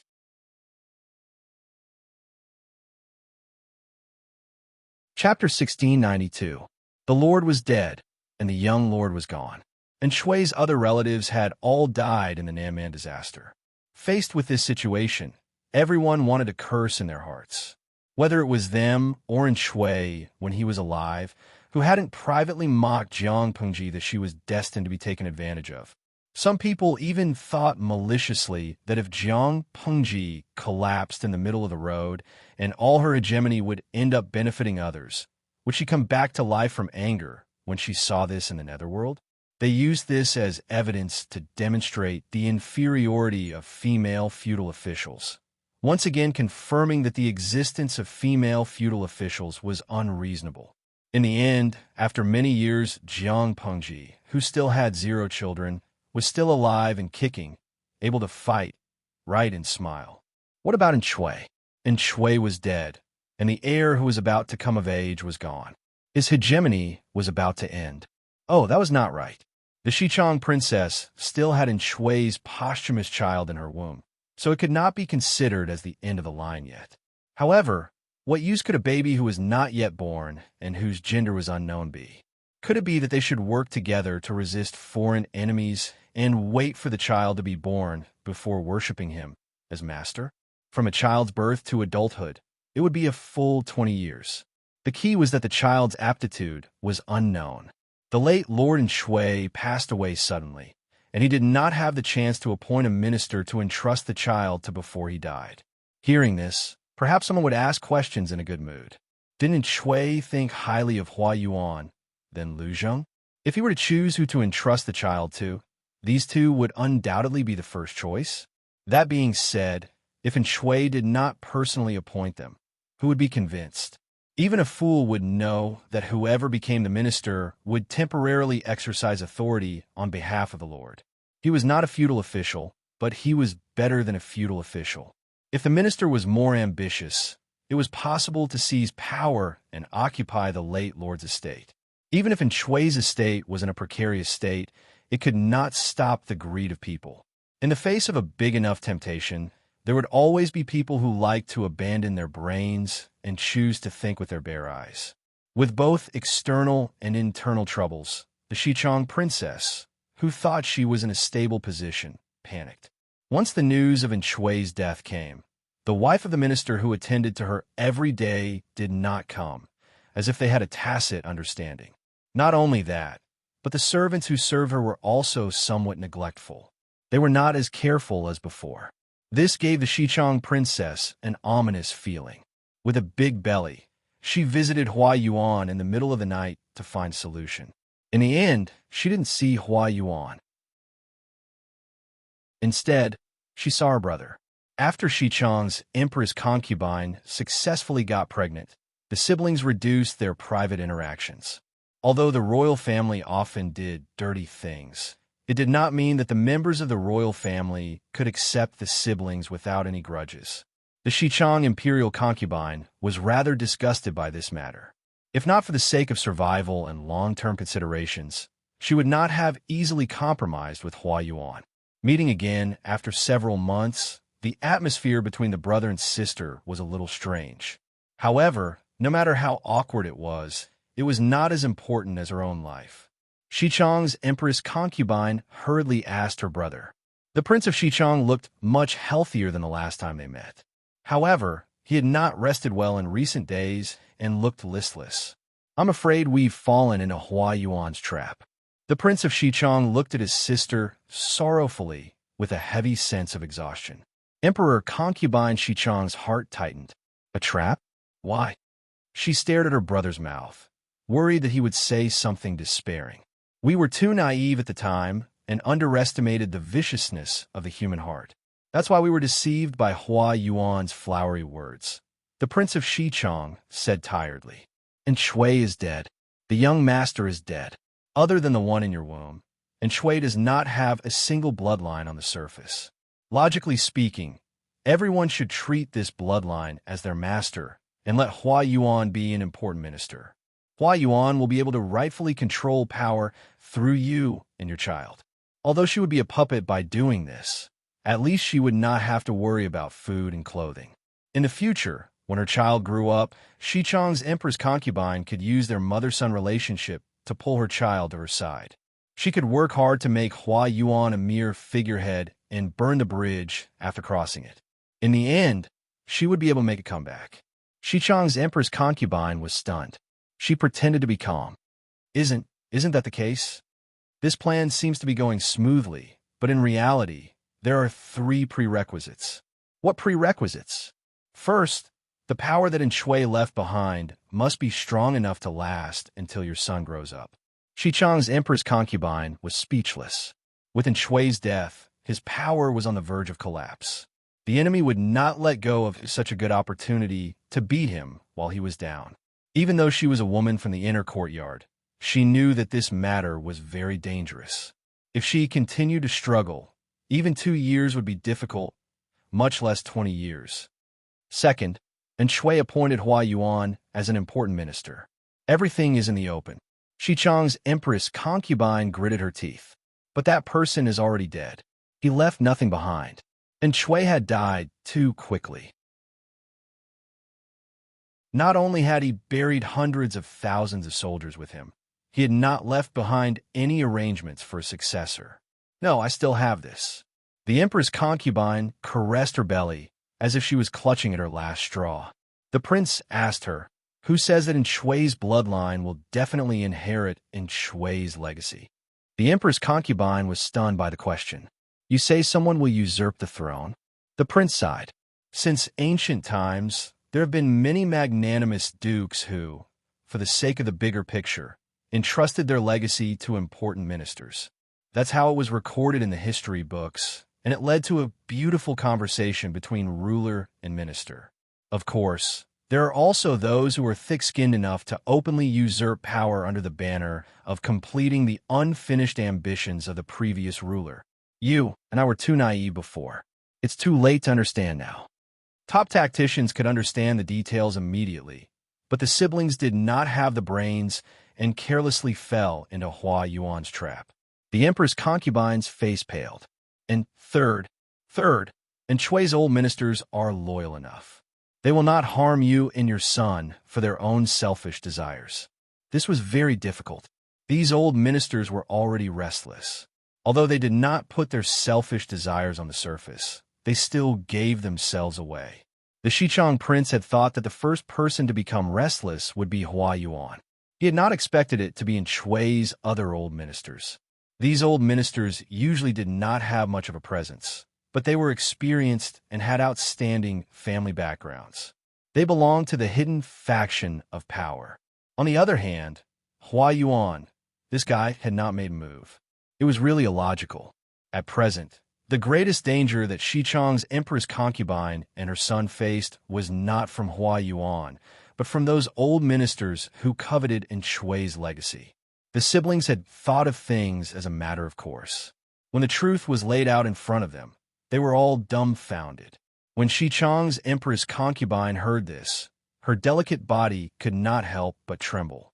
She asked him in a sobbing voice, "Royal brother, then what should we do?" The prince was also in despair. Right now, the only one who can protect us is Hua Yuan. But the Emperor's concubine hurriedly asked, what happened to him? Ever since he lost his student, his mind has not been very clear.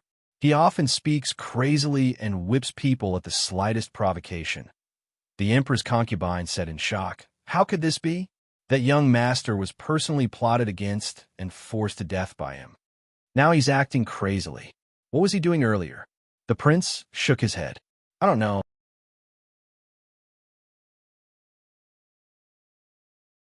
Chapter 1693.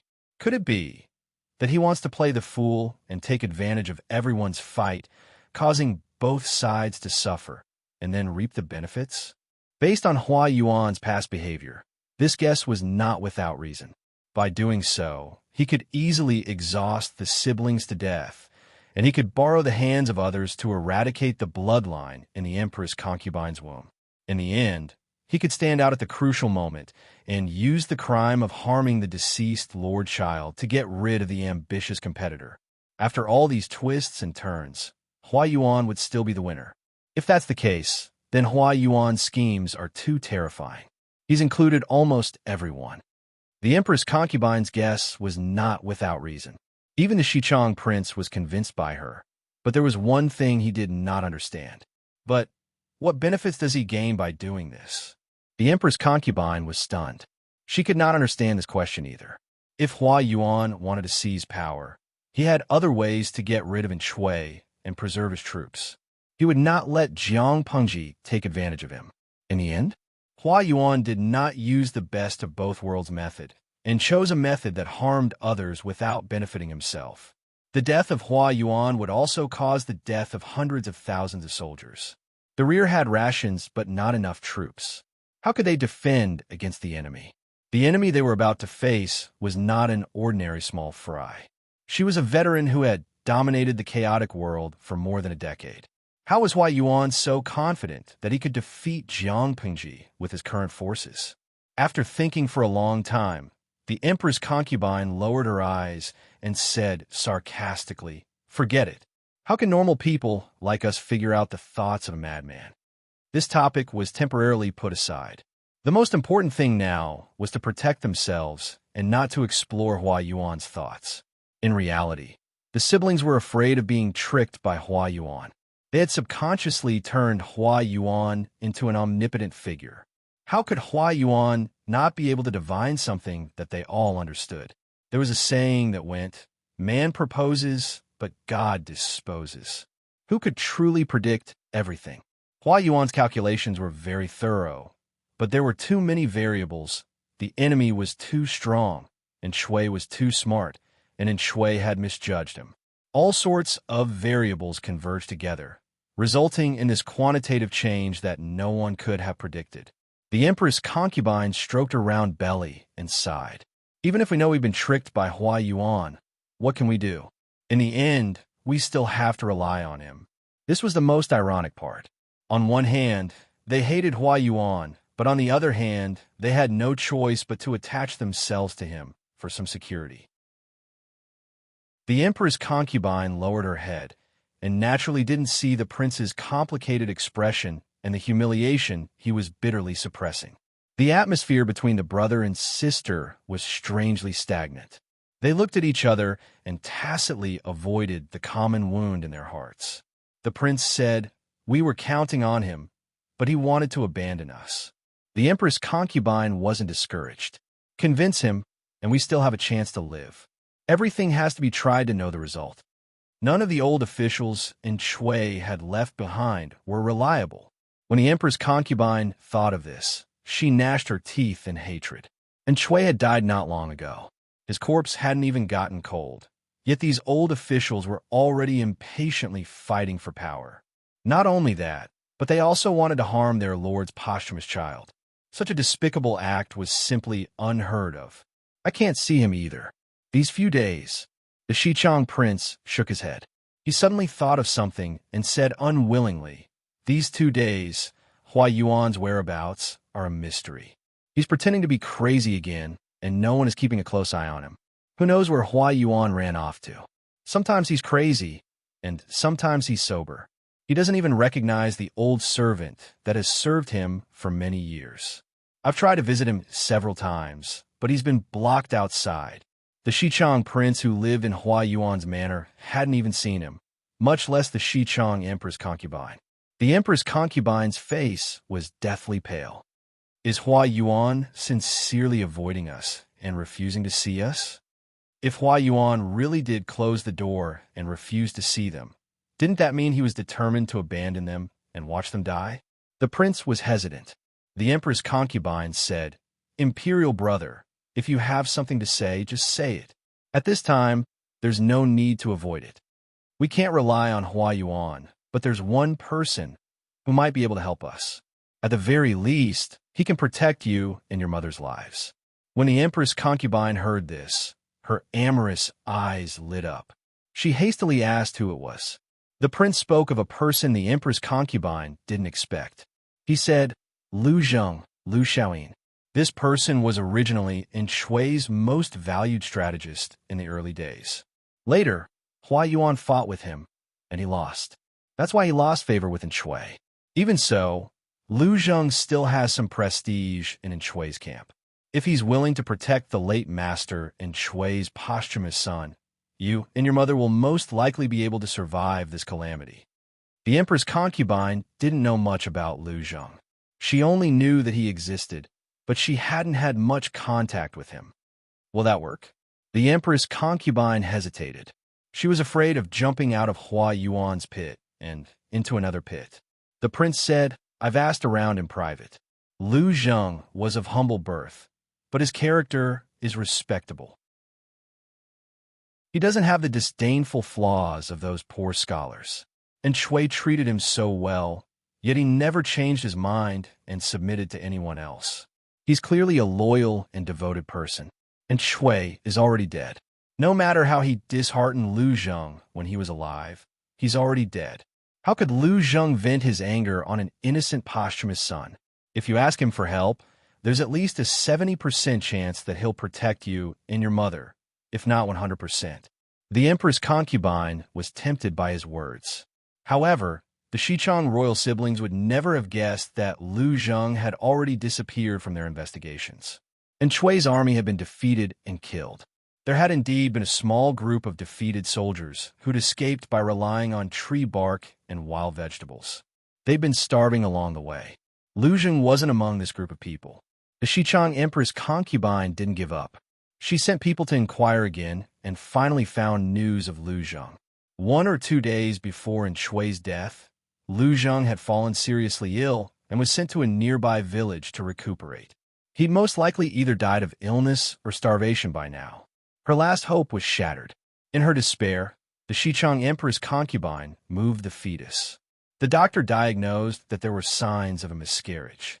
In order to protect the only trump card in her belly, she didn't dare to make any more trouble. She lay in bed for several days to recuperate. The Xichang siblings were no longer causing trouble. Hua Yuan was crazy and didn't care about anything. The other old officials fought for power and negotiated at the same time. Everything was a mess. When Shui's power was at its peak, he wasn't Jiang Pengji's match. Now that he was half dead, he obviously didn't have the ability to resist. Seeing that the war was going smoothly, she handed over the responsibility of the various battlefields to the other generals. She sat in the middle of the army, and her days were leisurely. When the days were leisurely, she naturally had more time to do more things. For example, torturing the noobs. It wasn't that she was complaining, but Lu Zheng's chess skills were really bad. Lu Zheng was speechless.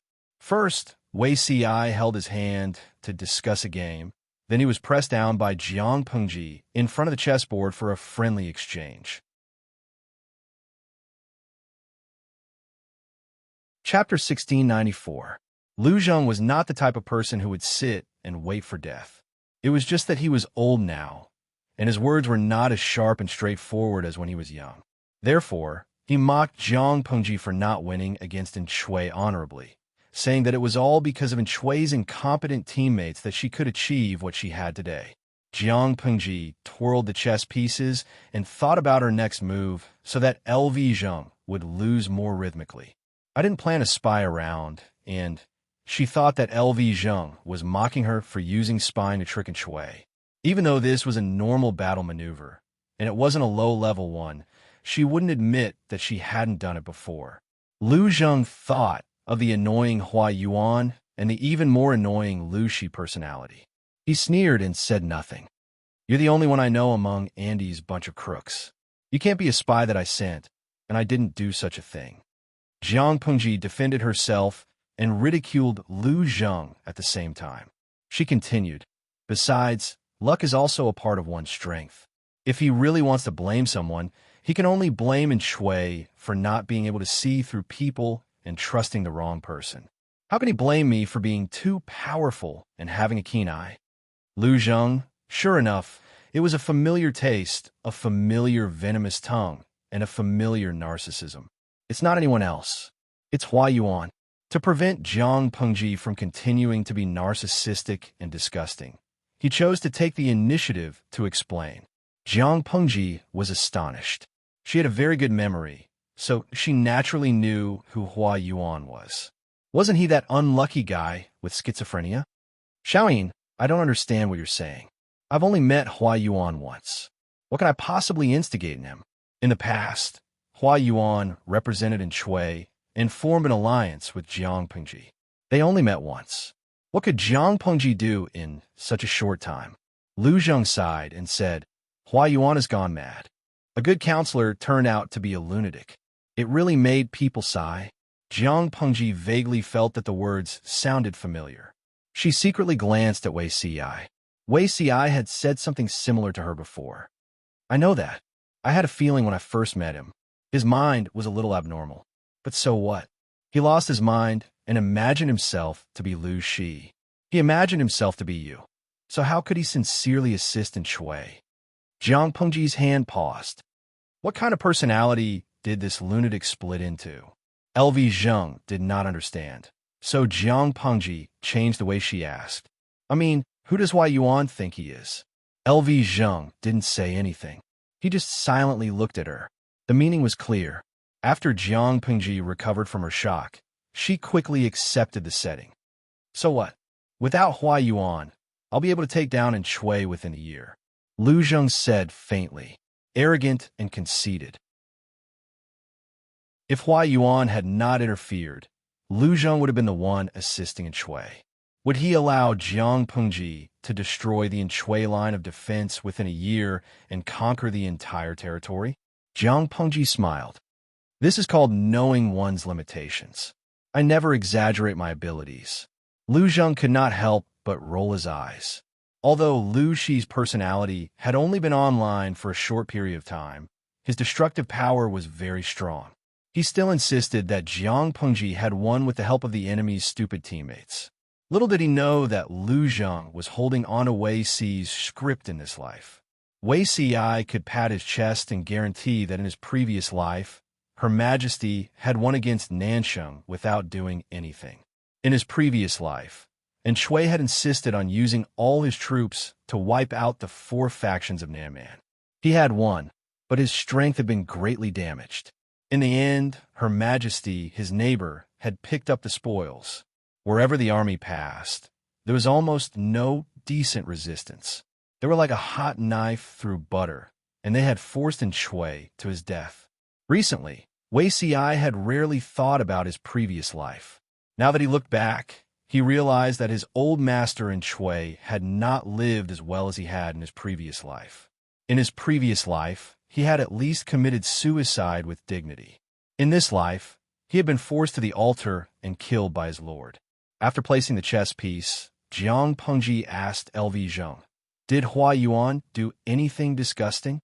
Although it was a personality created by Hua Yuan, this personality called himself Lu Shi.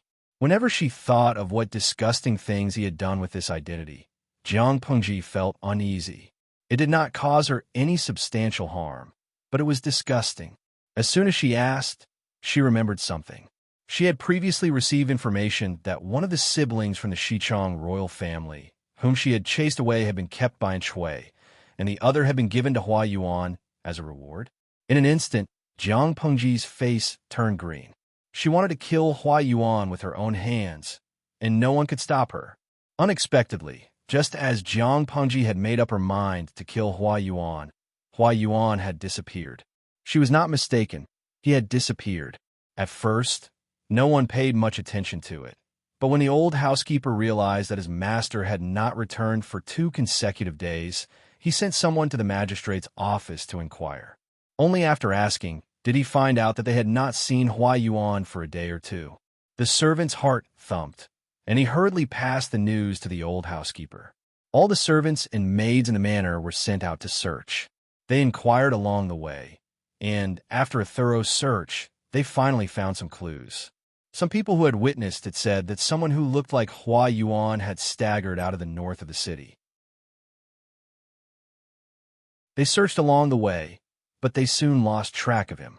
Only then did everyone realize a serious problem. Hua Yuan did not seem to be pretending to be crazy. He was really crazy. What should we do now? Not only were the servants and maids in Hua Yuan's manor panicking, but Hua Yuan's former colleagues were also panicking. Those old foxes who had been fighting openly and covertly even stopped fighting. They knew how much the late lord and Shui valued Hua Yuan. The latter held considerable military power. If they wanted to gather their troops and work together to resist the invading Jiangpengji, Hua Yuan could not be lost. Now that Hua Yuan had gone completely crazy, what could they do if he left them behind? What else can we do? Search. I don't believe that we can't find him even if we dig 3 feet into the ground. Heaven always failed those who tried. After half a month, they still could not find Hua Yuan's whereabouts. Instead, they found a lot of specious clues. They sent people to search, but they found nothing every time. They went around in circles, almost turning the ground upside down, but they did not even see Hua Yuan's shadow. To be honest, if not for the fact that Hua Yuan had really gone crazy, they would have suspected that this was another trap set by Hua Yuan. With so many internal troubles and endless external troubles, they could only temporarily put aside the matter of Hua Yuan's disappearance and focus on fighting the enemy. However, Jiang Pengji did not care whether they were ready to fight or not. She fought wherever she went, and she did not stop along the way. She was like a hot knife through butter. The old officials in Shui's camp were not blind. In fact, they were better at protecting themselves than anyone else. Seeing that the situation was hopeless and that Jiang Pengji was destined to win, they planned to lead their troops and surrender before Jiang Pengji used force to break open the city gates. Was surrendering something shameful? Of course not. This was called obeying fate. Autumn had just arrived that year, and the city gates of Shui's old nest were opened to welcome the new lord. To show their sincerity, they presented Jiang Pengji with a gift that had a special meaning. Looking at the Xichang princess's pregnant belly, which was about to give birth, Jiang Pengji's expression changed. Using a pregnant woman and a posthumous child of the late lord to ask for credit from a new lord was really a cunning move. Chapter 1695. Who is this? The Xichang Emperor's concubine was already very pregnant. Her stomach was so heavy that she needed to support it with both hands to feel better. Jiang Pengji pretended not to recognize her, but the salted fish in the streaming room really could not. Jingguang Shengjiji. This lady looks familiar, but I can't remember where I've seen her before. Does anyone remember her? Candy Factory. She looks familiar too. Although she's very swollen during pregnancy, her facial features are quite beautiful. Her actual appearance should be pretty good, right? The number of pretty girls in the streaming room can be counted on one hand. With such good looks, she shouldn't be unknown. The power of 5 million salted fishes was not to be underestimated. There were always a few salted fishes with better memories. Host marry me. Wait, I remember now. No wonder she looks familiar. She seems to be the Xichang Emperor's concubine. Someone recalled it and gave a hint, but most of the salted fish were still in a state of confusion. Who was the Xichang Emperor's concubine? Was she famous? However, just by hearing the title Emperor's concubine, one could tell that she came from a noble background and had an extraordinary status. After following the map, everyone finally matched the Xichang Emperor's concubine with some memories that were thrown in a corner.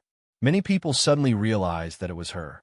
200 kilograms salted fish. The Xichang Emperor's concubine? I have some impression of this woman. How did she become like this? Back then, There was a salted fish who participated in Dream of 1,000 Years and became the guard that escorted the Xichang Emperor's concubine and the Xichang prince.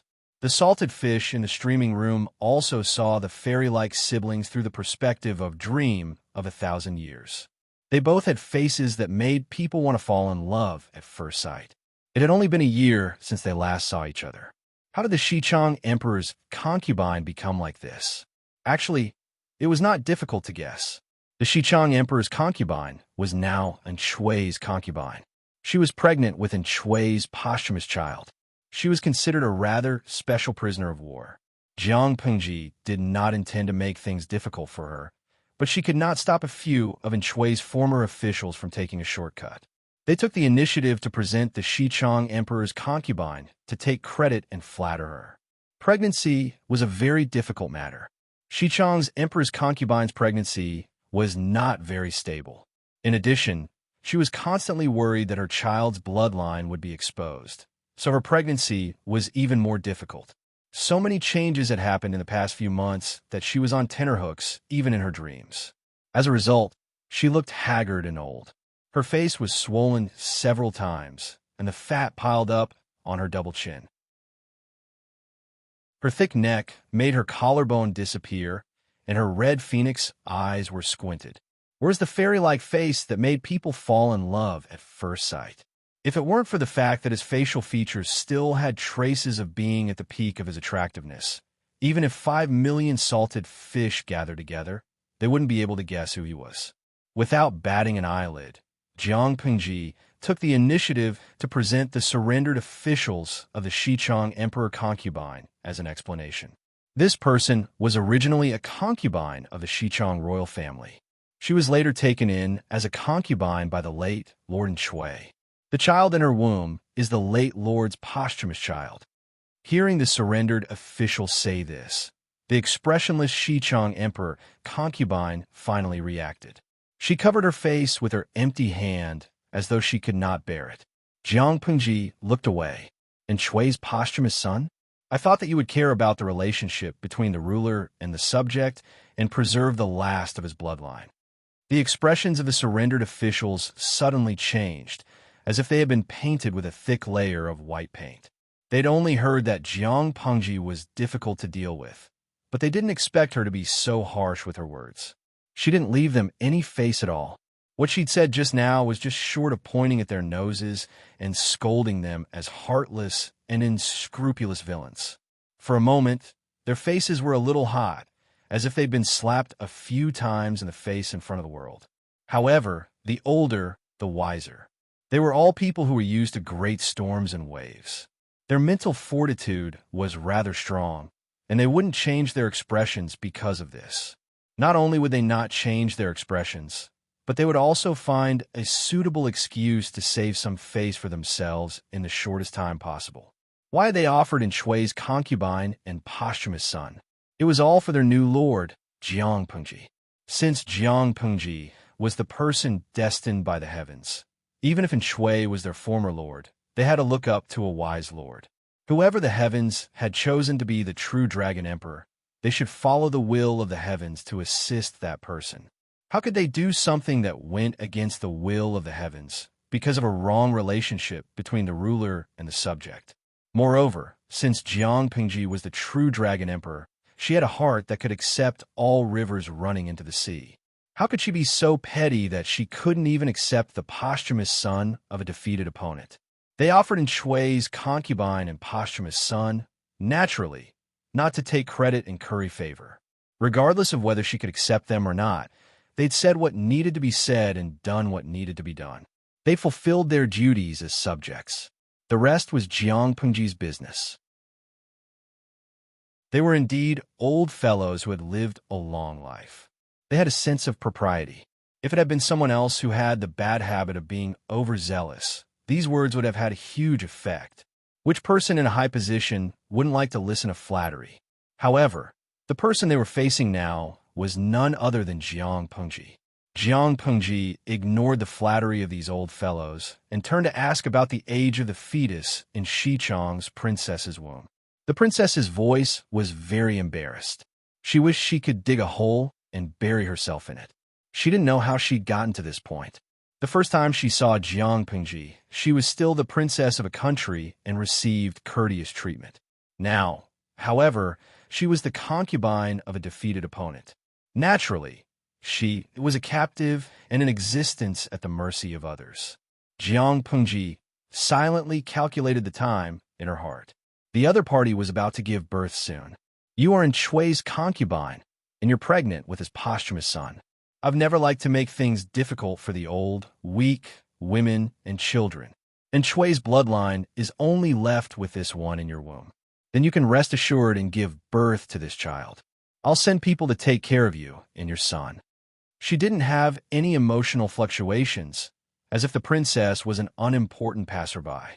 In reality, she was indeed a passerby, not worthy of her attention. The princess had thought she was dead for sure. She'd never expected this outcome. If she could live, could the child in her womb also live? For a moment, the princess's heart was filled with mixed feelings. Thousands of thoughts tangled in her heart. These days, she'd racked her brains for survival. She'd been anxious and uneasy for so long. To her, matters of life and death were not worth mentioning in Jiang Pengji's eyes. With a few simple words, she decided whether she lived or died. She decided the future of the child in her womb. The jealousy in the princess's heart churned endlessly. The sour taste almost surged up her throat. Was this what it felt like to hold great power? A single word determined life. A single word threatened death. It wasn't until now that the princess understood what it meant to say, thunder, rain, and dew are all the king's grace. Jiang Pengji didn't care about the princess's matter. She was more concerned about Hua Yuan's whereabouts. That lunatic dared to imagine that he was Lu Shi.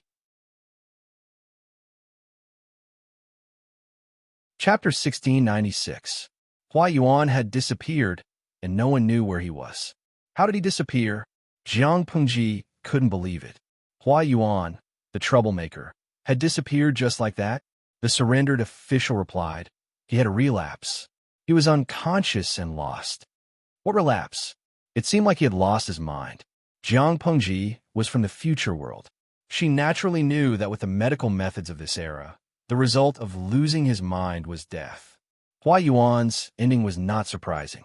A person who was conscious and crazy at times, and whose conscious time was getting shorter and shorter, would die in some corner. However, Hua Yuan's split personality, Lu Shi, was a hidden danger. It was best to confirm his death personally to be at ease. Jiang Pengji said, "Send someone to look for him. If he's alive, I want to see him. If he's dead, I want to see his corpse." The surrendered officials felt uneasy. Hua Yuan, who had already gone mad, made Jiang Pengji pay so much attention to him.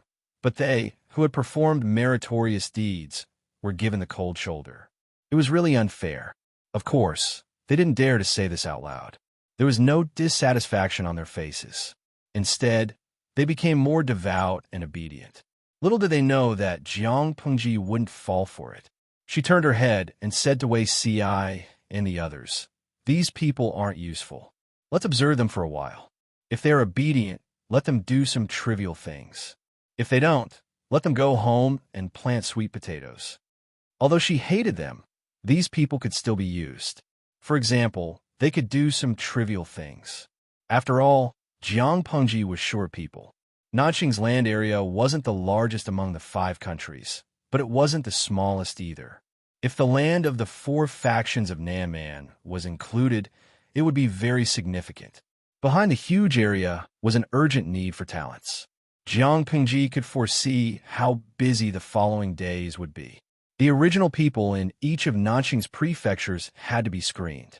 Those who could be used would be retained. Those who could not be used would be cleared out and replaced with new people.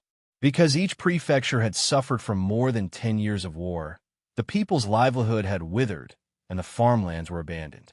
Many government agencies exist in name only. There were even local ruffians and local tyrants who relied on their power to become local tyrants. These were the stumbling blocks on the road to reconstruction. The project was huge. Jiang Pengji decided to deal with Nansheng first before going to Zhongzhou. She let Qiguan Rang and Sun Wen play first. Let's send out a recruitment notice and see how many people come to apply. This was like a recruitment notice.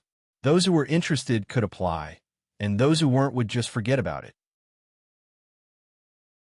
However, the recruitment order in ancient times was a serious and sacred event, but Jiang Pengji made it seem like she was recruiting laborers. Job application? Feng Zhen's hand paused. Their lord often spoke terms that others didn't understand, and most of them were her own creations. It wasn't appropriate for them to ask too many questions, so they could only interpret the meaning of the words and understand them on their own. Fortunately, he had a smart brain. Otherwise, he wouldn't be able to keep up with the pace. How does my lord intend to apply for the position? Jiang Pengji had issued recruitment announcements in the past, but the scale was not as large as this one. There were too many secondary people. I'll write a rule for you. According to the rule, issue the recruitment notice and let the applicants prepare their own materials. This will save you the trouble. As Jiang Pengji spoke, she picked up her pen and drew on a piece of paper. If the applicant is qualified, he can be recruited. It's very convenient. There was a huge problem with the employment system in this era. The transmission of information about talents depended on the recommendation of connections.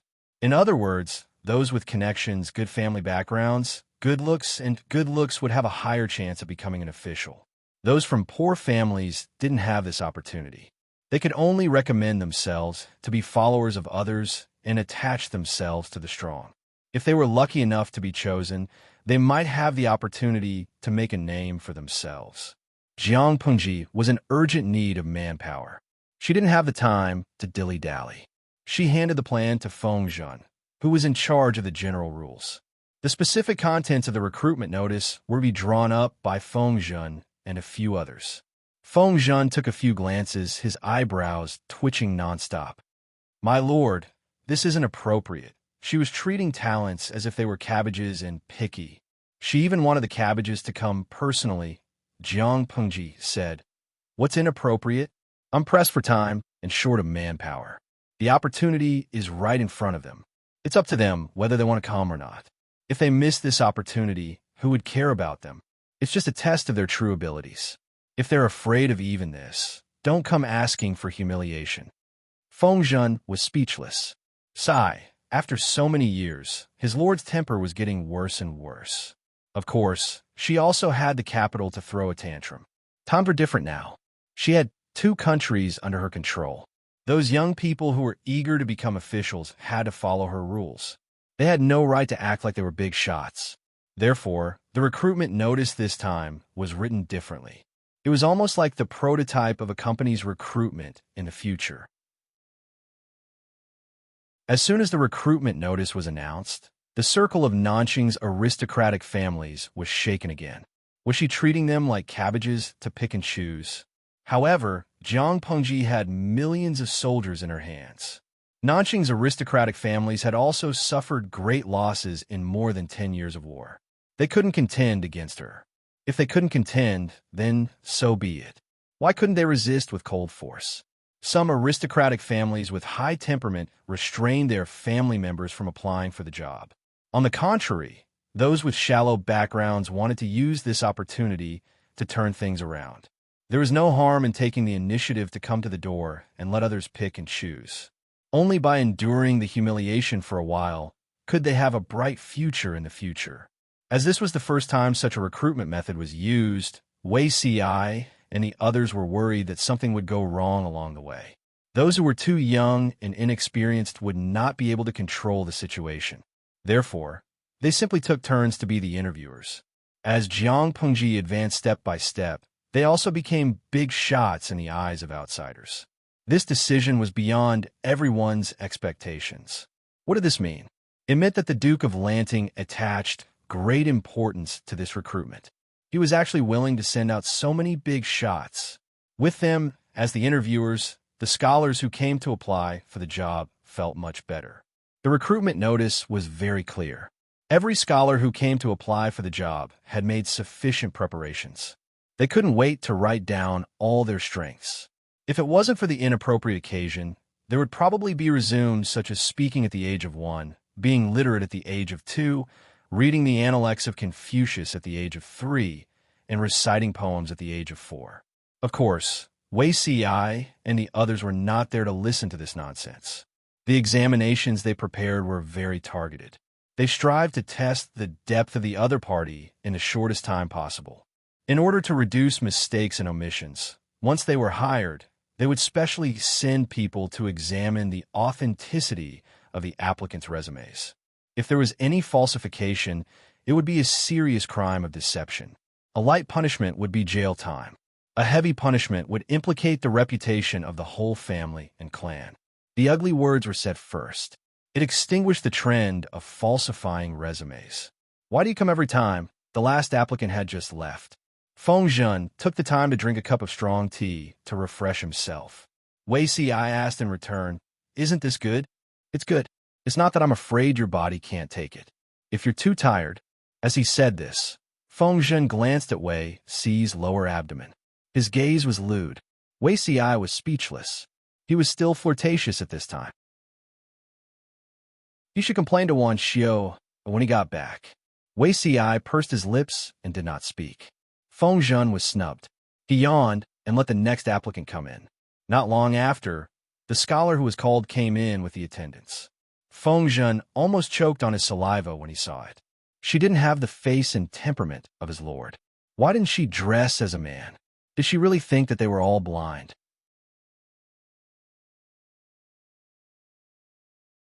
Chapter 1697.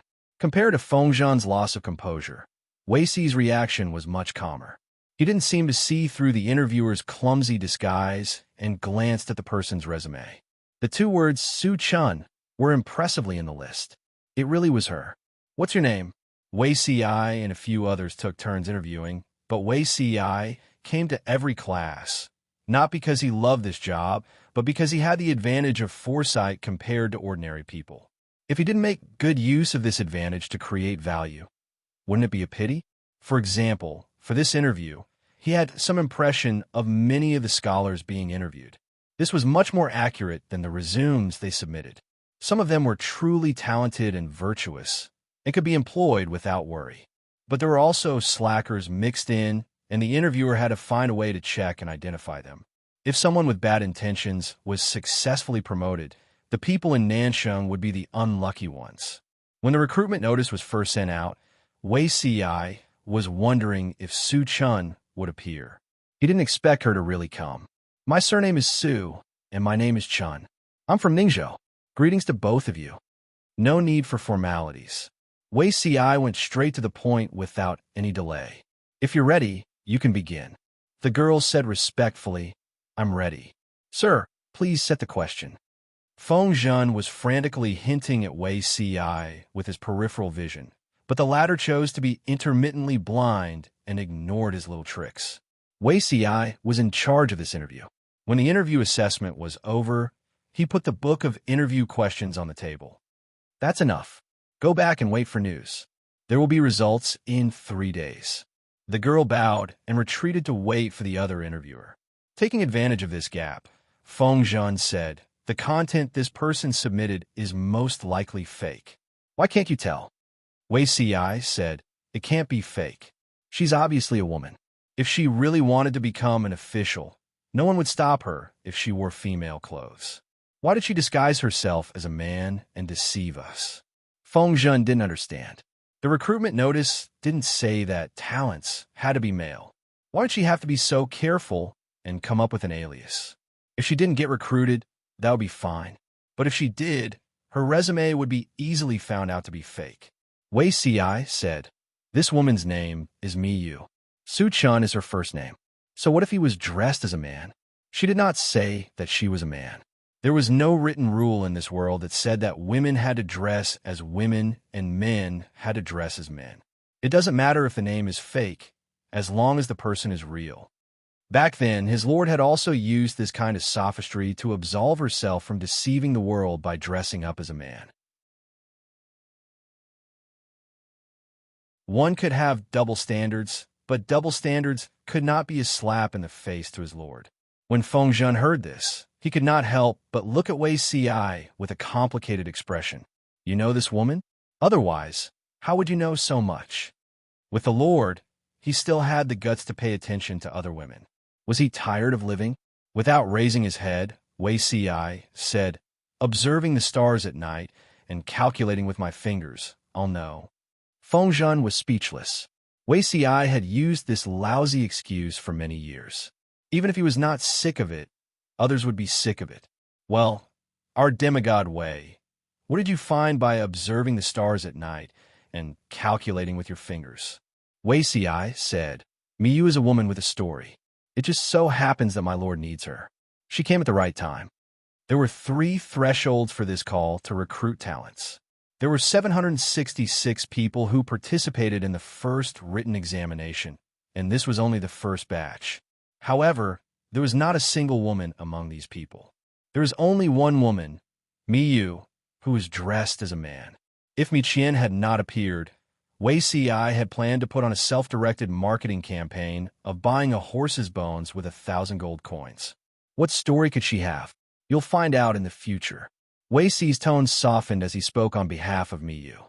Not to mention anything else, just the fact that she was able to walk up to us is already not easy. You're right.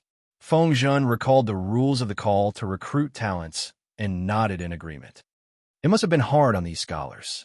The interview was the last stage. The first 2 thresholds were submitting one's resume and written examination. There was nothing much to say in the resume segment. In short, it was to play to their strengths and avoid their weaknesses, boasting in all sorts of ways to let others see their abilities. The second threshold was the written examination. It was not long, and there were only 10 questions. Due to the limited space, there were no complicated and vast collections of classics and history. Moreover, 10 questions would not be able to test the true background of the candidates. Under their lord's suggestion, they changed the exam to 9 practical questions and a semi-proposition, which was a discussion of an essay. The questions were not difficult to understand. Any child who had studied for 2 or 3 years would be able to understand what the questions were about. However, it was not easy to score high. Many scholars who came to participate in the examination came in full of confidence and left with a confused look on their faces. At the same time, they cursed in their hearts. What were they testing on? The style of the examination questions was strange. It was not easy for scholars to cheat. For example, there was a murder case in a county. The victim was a woman, and the perpetrator was her husband. The 2 of them had a pair of children. The children were underage. Usually, it was the woman who did the housework, took care of the children, and served the in-laws. However, the mother-in-law was dissatisfied with the harsh nature of her daughter-in-law, who argued and hit people. Therefore, she urged her son to kill his wife and remarry. If the examinee was the county magistrate, how would the case be judged? What was the reason? Apart from this, there were also hypothetical questions such as how to deal with the collapse of the embankment in a certain place, how to pacify the civil unrest in a certain place, as well as the situation after the defeat of the Nief family in Zhongzhou. When will the Duke of Lanting send troops to Zhongzhou? And other conjectures about the current situation. There was no fixed answer to such questions. They had to speculate and prove from many aspects and details. It seemed that no matter how they answered, they would be lacking. If it was a simple answer, such as sentence a certain person to death, use a large number of troops to suppress the rebels, recruit corvée to build the embankment, there was no need to look further. Such examinees would definitely be eliminated without any suspense. Only those who passed the written examination, which was physically and mentally tormented, could participate in the final interview. If the scholars even passed the interview, they would be conscripted. This was the first time such a selection system had been used in Nanxing. Many scholars shouted about how bad Jiang Pengji was while they participated in the written examination, which was physically and mentally tormented. In comparison, the difficulty of the interview was not that great. They could also see the big shots. Whether it was the written examination or the interview, Mi Qian's performance was quite outstanding. She might even be able to get into the top 3. As a red dot in a sea of greenery, her information was presented to Jiang Pengji for her to read and decide. Jiang Pengji looked through it carefully, especially Mi Qian's examination paper. She looked through it repeatedly. Zisher, what do you think? She put aside Mi Qian's examination paper, resume, and the comments of the two interviewers during the interview. Feng Zhan said, after discussing with Zixiao, we have decided to recommend her.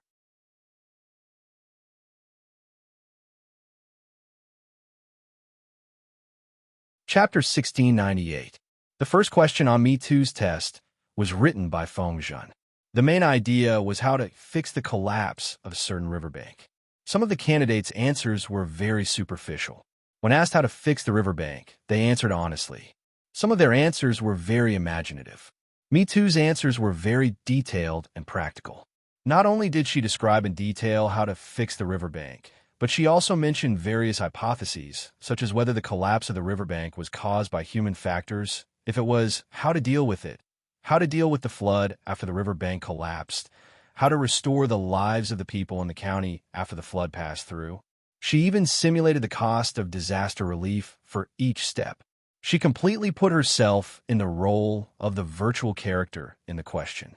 She considered all aspects from the character's point of view. One question was written on 2 pieces of paper, but the dense words made it very enjoyable to read. Feng Zhan and the rest didn't come up with these questions to select candidates who could answer them. They wanted to select people who could govern the various counties. It was obvious that Me Too's answer was correct. Her answer was beautiful. Her style was fundamentally different from other flirtatious people. Other than this question, she answered the other 8 questions well. The best was still the last question. The others only had 5 or 6 answers, and some had 11 or 12. She was the only one who had 23 answers. Having a lot of answers didn't mean that she was weak. On the contrary, her questions were all practical. She was capable and was recommended by both Wei Ci and Feng Zhan. Naturally, Jiang Pengji would add her to the list. If she made any achievements, she could be trained as a key talent in the future. But since her real name was Me Too, why did she use the fake name of Su Chan? Was it because a woman's identity wasn't as convenient as a man's? Jiang Pengji's interest was piqued. She planned to send someone to investigate and see if there was any inside information. Feng Zhan accepted the order and retreated. He would rest for the night and continue his shift tomorrow afternoon. Such a woman should be quite famous, Jiang Pengji said. But how did Zixiao know her real name? Although he asked with a smile, Wei Ci's desire to live sounded the alarm. My lord, you are asking the obvious. It's because Me Too was your colleague in your previous life. You can only recognize her in this life. Jiang Pengji smiled. Colleague in my previous life? Tell me about it. I feel like she will give me a different surprise. If something had not happened to such an outstanding woman, there was no reason why she did not have a presence in Wei Ci's previous life. Wei Ci said, here.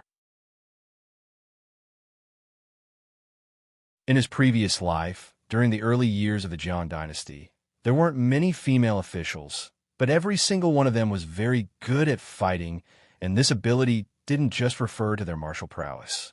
For example, Mimyo was completely powerless, but there weren't many in the royal court who dared to fight her head-on. Moreover, their home ground was not in the imperial court. Under the orders of the emperor, he was responsible for inspecting the salt affairs of the 3 rivers and 6 rivers. He was also responsible for inspecting the corruption and bribery of various officials. In his hand was an imperial sword, and he had the right to act first and report later. Regardless of whether it was salt work or investigating corrupt officials, they were both very offensive jobs. It was one thing to offend people, but it was also easy for her to be plotted against and murdered. The number of people who wanted her life could line up across the entire 3 rivers and 6 rivers. However, Mi Qian's personality was quite unyielding, and she was unmoved by force or persuasion. The number of officials that she had kicked out could easily form 100 mahjong tables in hell. Such a valiant woman naturally had a glorious battle record. Bai Yuexia became the Minister of Works, and before her retirement, she sent her portrait to the Golden Scale Pavilion's Heavenly Craftsman list. Mi Qian, on the other hand, was conferred the title of Marquis and sent her portrait to the Civil Official list. Among the 3 lists of Civil Official, Military General, and Heavenly Craftsman, The civil official list was the most difficult and competitive. For her to be able to get a place and not be at the bottom, it showed how good she was at fighting. If Mi Qian hadn't appeared on her own, Wei Si would have gone to look for her. In the live broadcast room, Salted Fish had already accepted the setting of Wei Si's rebirth as the female lead, and was listening to the gossip with great interest. Lao Si Lianmeng. This Miss Mi Qian is too unyielding. Can't think of a name. I'm crazy cheering for this miss. I can't wait to see her. Dongfeng Express. I'm suddenly very envious. If there were such dynasties in our history, the living conditions of women probably wouldn't be so difficult. Miss Mi Qian could make countless people kneel and call her daddy in the modern world, let alone in ancient times. Burning snow. Don't be envious of others. Our ancient history also had many strong and handsome women, but very few people promoted them. Haha. Although it's very good, I still think our streamer is the best. Apart from the bullet screen, many Salted Fish also asked Jiang Pingji to pay attention to Wei Si. After all, the sign of a man's love shifting was that he developed a strong interest and appreciation for another woman. Actually, the Salted Fish's worries were unnecessary, and Jiang Pingji didn't take it to heart.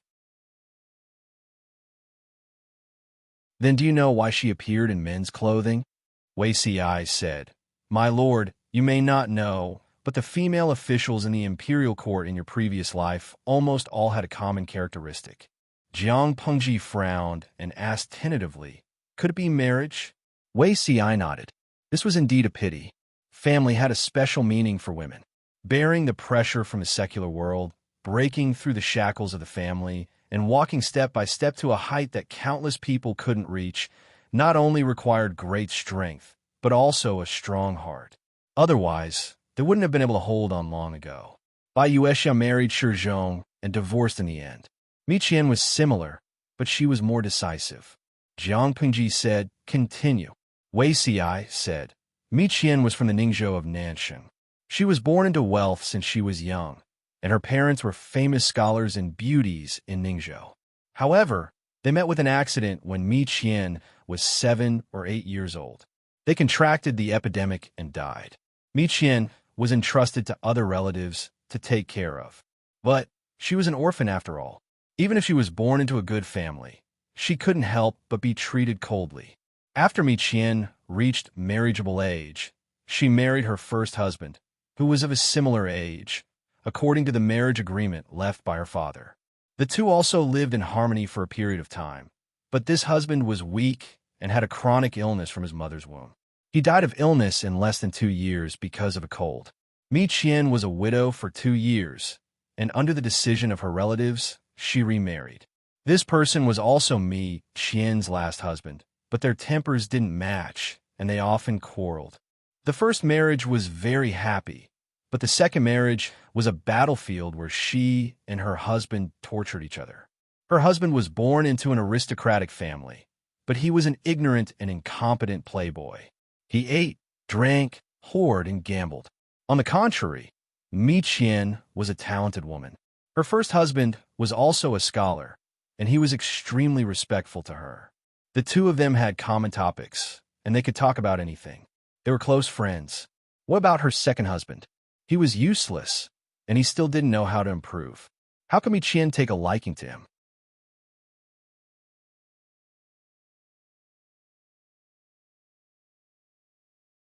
Chapter 1699.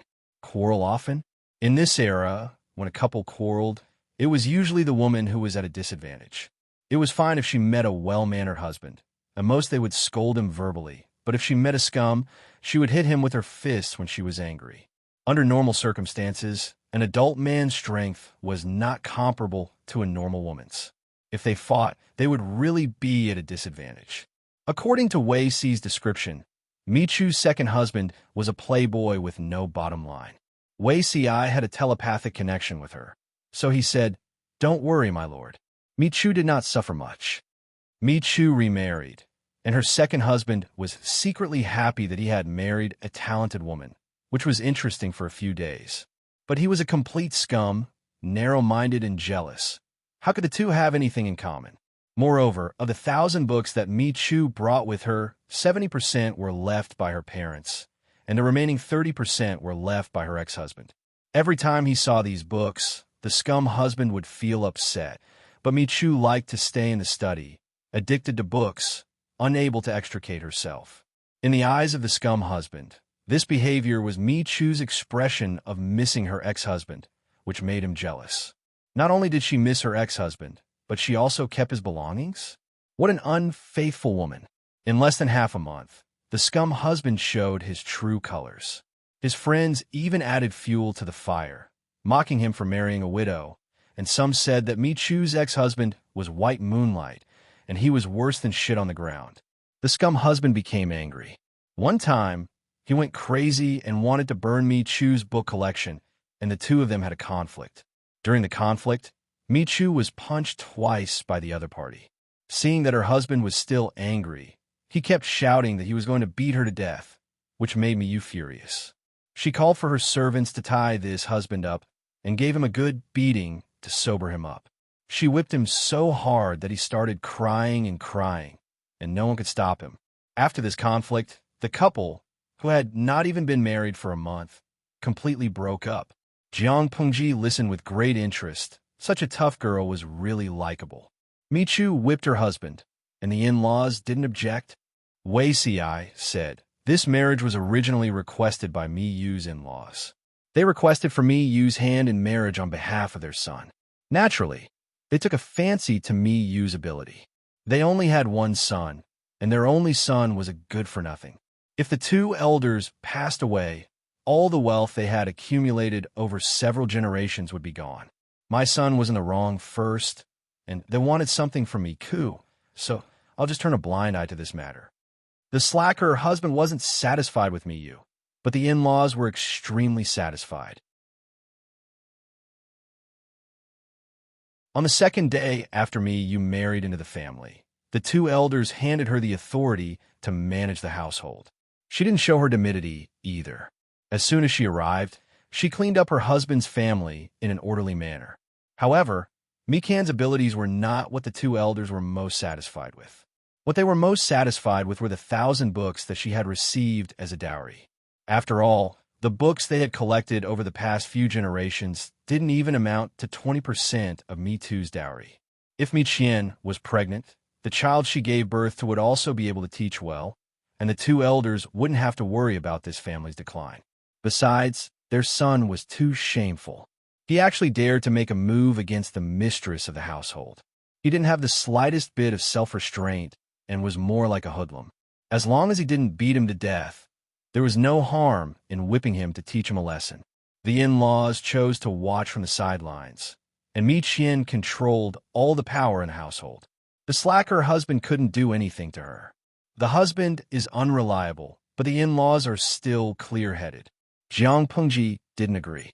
How is it clear-headed? It's clearly selfishness. If it was someone else, I'm afraid that person would be tortured to death. My lord's words make sense.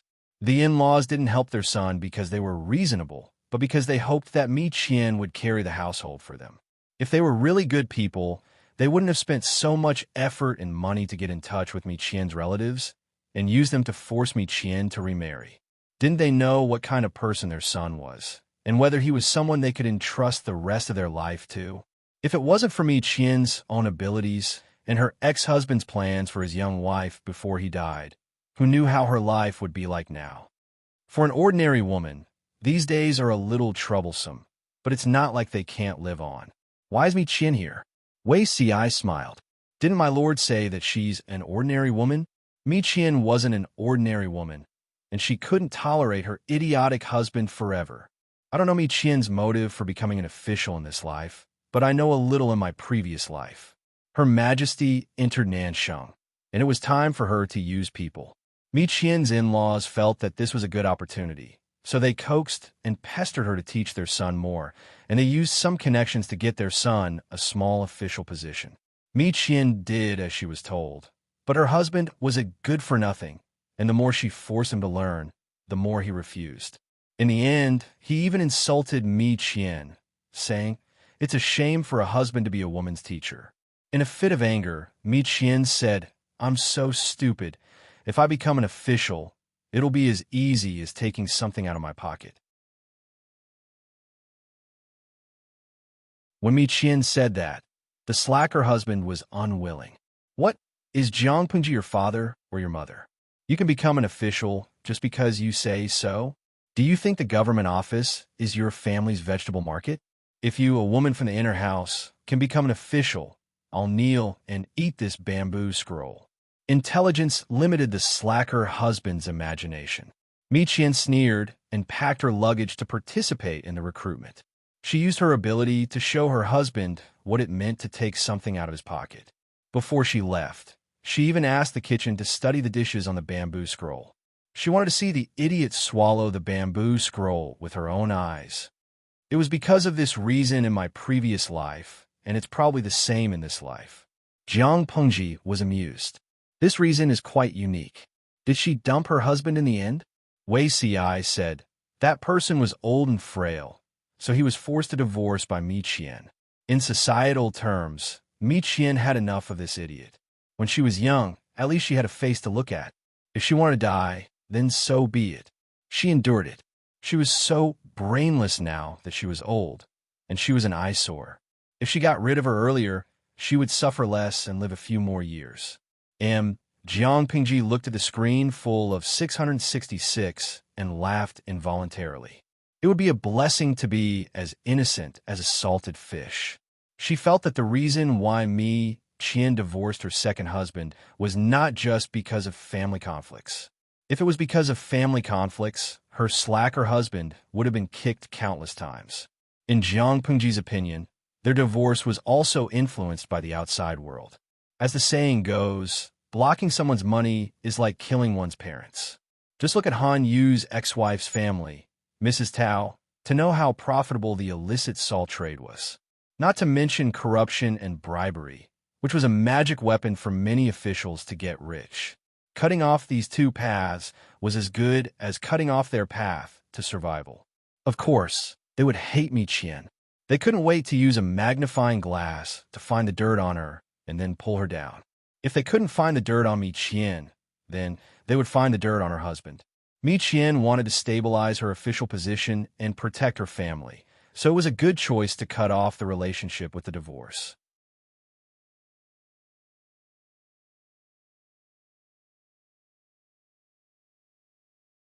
Chapter 1700. Madam, you're back. As soon as Miyu returned, a young woman wearing a water-green dress walked towards her. The woman had her hair combed into a bun. Her eyes were filled with lust, and her lips were curved into a smile. A bright and gentle light shone in her eyes. The woman raised her hand to help her remove the heavy things on her shoulders, looking very virtuous. This servant has already ordered someone to prepare hot water. Why don't Madam go and wash up first? Master is waiting in the room. His temper still hasn't calmed down. Miyu curled her lips in her mind. I understand. The woman brought a neatly folded set of women's clothing to Miyu, helped her wash up, and helped her dress and comb her hair. Not long later, the woman who was originally dressed as a man became a beautiful married woman, but her lips were habitually pressed down, her eyes were silent, looking a little serious. How did Madam's test go? The woman knelt down and helped Miyu tie her belt into a bow, carefully adjusting its position and smoothing out the creases. Not bad. I have some confidence. Right, why is he here too? The woman teased. He's probably worried that Madam will really let him eat the bamboo scroll. Miyu replied, "Oomph, I'm not joking with him." After tidying up the room, Miku went to the main hall. Before she even entered the room, she saw a pale-faced gentleman sitting in the room. If one only looked at his appearance, the man could be considered above average. Unfortunately, he was only an embroidered pillow that looked good, but was actually useless. As soon as Miyu arrived, the man started to complain. What time is it already? Why aren't you eating yet? Miyu ignored him and sat on her mat. The water-green dress woman brought her a table and set up the utensils. The man became even angrier and shouted at the woman in the green dress. You're such an idiot with poor eyesight. I'm the head of this house. As a concubine, why are you so attentive to her? Hurry up and serve her. Don't make me angry. Both of them were blind, All of his concubines were supporting this woman Miyu. They must be crazy. Before he married Miyu, there were 7 or 8 women serving him in the inner courtyard. The women who once fought for his affections. After Miyu married him, all of them seemed to have been drugged, trying their best to please Miyu. What happened to the inner courtyard fighting? He was their man, so what was the point of currying favor with Miyu? How infuriating! This time, it was even more outrageous. A woman didn't stay in the inner residence and insisted on coming out to compete with a group of men. She did not follow the ways of a woman, so the concubines in the inner courtyard were also crazy. They fought with each other to go out with her and serve her along the way. If these concubines want to serve Michu, who would serve him? The concubine's hand froze. Mika said expressionlessly, "Ignore him." It was just the barking of a mad dog. There was no need to pay it any mind. The concubine smiled and said, "Yes." The man, whose concubines were these? He resisted the urge to flip the table and suppressed his boiling anger. "What are you looking at? Hurry up and bring it over. Do you want to starve me to death?" The man was angered by Mi Tong, so he turned around and vented his anger on someone else. Even when the food was served, his anger still hadn't subsided. "Time to eat." Saying so, the man saw that Mi Tong had already started eating from the corner of his eyes. He was so angry that he almost had a heart attack. He, as the head of the house, hadn't even said that he could eat yet she dared to eat first? Seeing the man's stupid look, Mi Tong's lips curled into a cold smile. After so many years, his brain was still so stupid. Why did all the concubines in the inner courtyard fawn over her? Did this person not know it all? Naturally, it was because there were more benefits to serving Mi Tong than serving men, and the work was also easier. If it wasn't for benefits, then what was it for? No woman would want to become a concubine.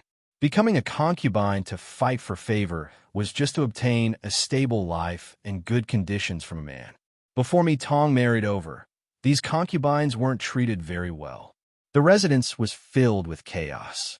Many of the concubines would fight over a few dishes, beautiful satin, or even a few caddies of charcoal for the winter. That ignorant look really made people want to laugh. After she married over, she used her methods to make these women see the reality. Men were useless. The one who could truly bring them a better life was not a man, but her, the matriarch. The concubines fought over a man's affections and worked themselves to death. But in the end, the benefits they obtained were not even as good as fawning over Mi Tong, the matriarch. There were also those who were short-sighted and didn't believe it, and ended up being taught a lesson by Mi Tong. As for the children fighting for favor, it was even more ridiculous. If Mi Tong didn't manage it, even if the concubines fought over it with their sons, they would just be an empty shell. What was there to fight over? In fact, they hoped that Mi Tong would get pregnant and have children, or have a successful career, so that they could accumulate more wealth so that their children could have a bigger share. After all, the so-called head of the house couldn't be relied on at all. Such a simple logic, yet the man didn't understand. No wonder he was getting less and less liked by the concubines. He really was stupid. With a belly full of anger, nothing he ate tasted good, so he hurriedly ate a few mouthfuls before putting down his chopsticks. When he raised his head, he saw a concubine kneeling beside the table, using her slender hands to peel and cut crab legs for Mi Tong, causing his anger to rise.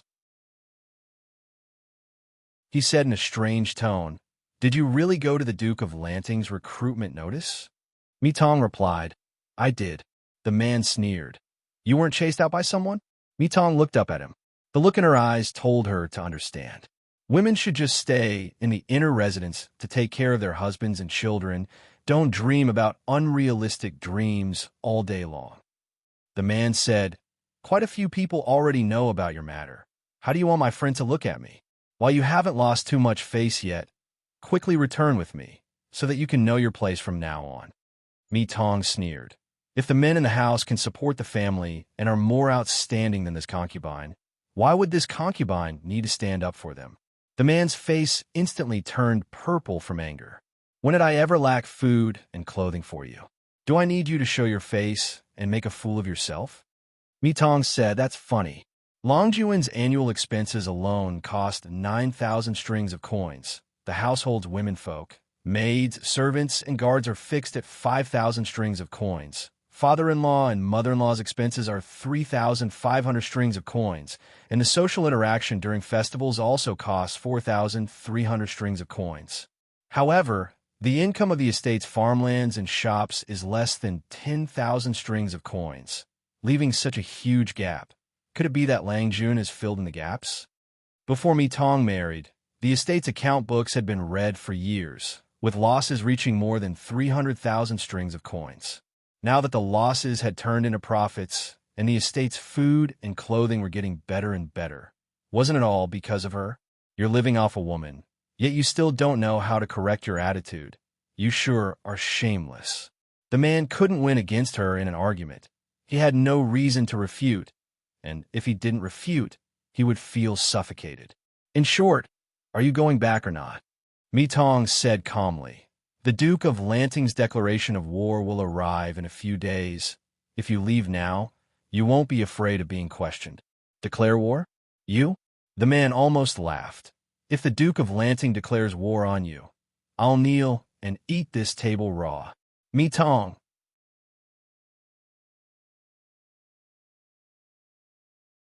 Chapter 1701. What's with that look? Receiving Mi Chu's understand look, the man was annoyed. Was she doubting him or looking down on him? If it wasn't for me spoiling you, do you really think you're someone important? This woman actually dared to roll her eyes at him. She sure had guts. If he didn't do something about it, wouldn't she be stepping on his head in the future? Mi Chu sneered coldly and slowly put down her chopsticks. She took the handkerchief from the concubine and elegantly wiped the corner of her mouth. Since you're so confident, just wait for the bamboo scrolls to be cooked on the table.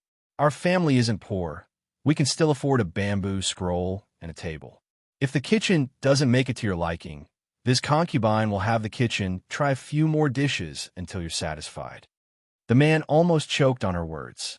The finger he pointed at Mi Chu trembled in anger. Mi Chu stood up from the mat and returned to her room without looking back. The concubine hesitated for a second before decisively following the main wife's footsteps. Dr. Mi Chu was the one who provided for her. If she didn't hug this leg, should she hug that unreliable man instead? The man was so angry that he flipped the table and cursed, but the target of his curses had already left.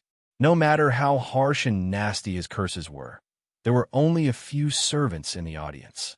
Not only did he not affect Mi Chu, he even lost his face and hurt his liver.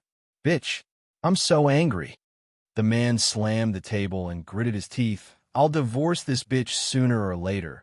I'll divorce her sooner or later. The servants at the side could only roll their eyes inwardly.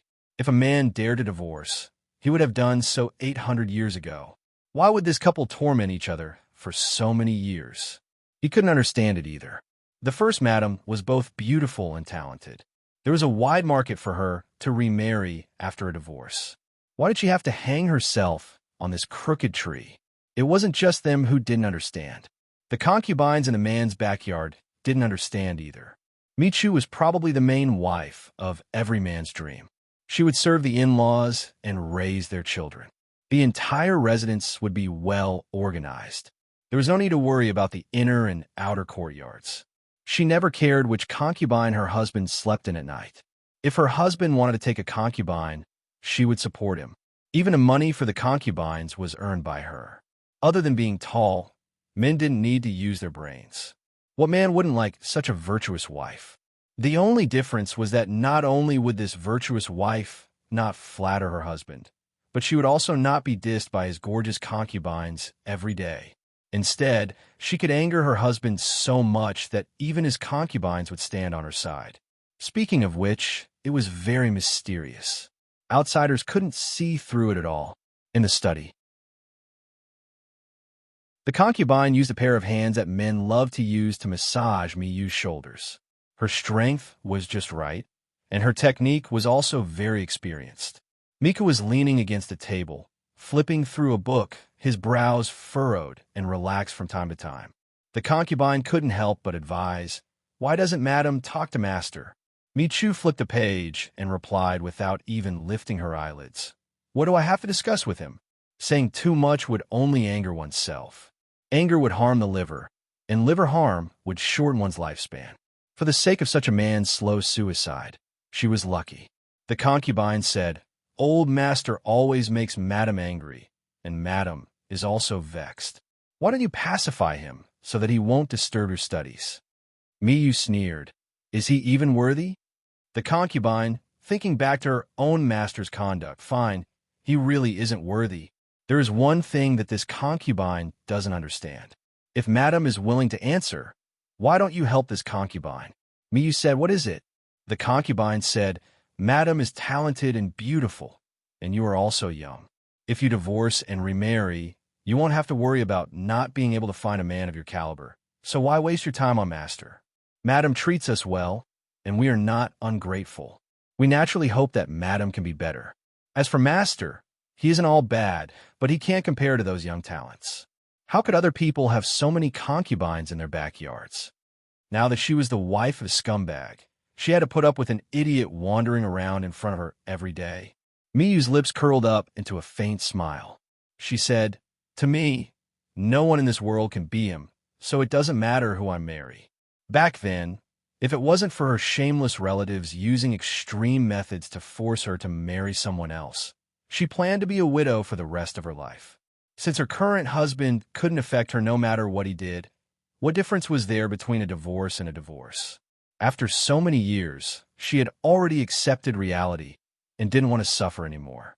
If she divorced, there was no guarantee that her so-called maternal relatives wouldn't force her to marry again for benefits. Of course, the current her wouldn't give those people the chance to harm her. The concubine knew very well who the he Miyu was talking about was. Miyu's ex-husband, who was rumored to be a gentleman. Also, there's nothing bad about him taking more concubines. Miyu's words were out of the concubine's expectations. Would there be a wife who liked her husband taking concubines?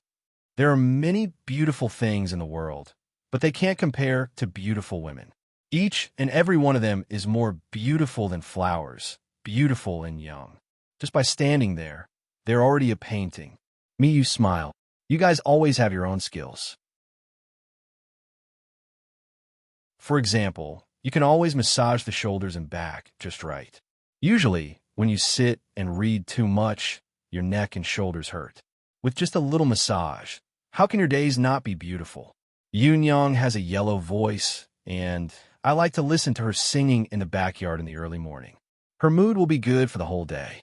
Xiao Hong can dance in the sky, and her figure is beautiful. Pig trotters like beautiful and talented concubines. He spent a lot of money to redeem several of them from brothels. Miyu liked them too. Rather than saying that these concubines were men's, it was better to say that they were raised by Miyu. Of course, Miyu seemed to have thought of something, and her voice was filled with self-mockery. In this world, women are the most difficult. If he takes one more concubine, won't he have one more place to stay? There are pros and cons, and fortune and disaster depend on each other. It all depends on what the people involved think. No one knew that when she was young, she hated the existence of concubines the most, and she scoffed at this twisted logic. However, times had changed, and the world was different. Nansheng had experienced more than 10 years of war, and there were many women who had suffered misfortune. She had seen too many naked corpses in the wilderness, their corpses covered in maggots, and the scenes of being exposed to the wind and sun. For most people, living was not easy, so they had no right to be picky about how they lived. "Madam, will the Duke of Lanting really order an expedition?" Miyu said with certainty. "Definitely, he will. He needs me." The concubine smiled. "If that's the case, the old master, is he really going to eat the table of bamboo slips?" A gentleman never goes back on his word. If he says he'll eat it, then I'll watch him kneel and finish it. Before the expedition document was issued, Jiang Pengji received a few pieces of news. Many people said that they had seen people similar to Hua Yuan. Jiang Pengji connected the dots and discovered a secret. Hua Yuan was heading north in the direction of Ningzhou. Ningzhou? Isn't that Hua Yuan's ancestral home?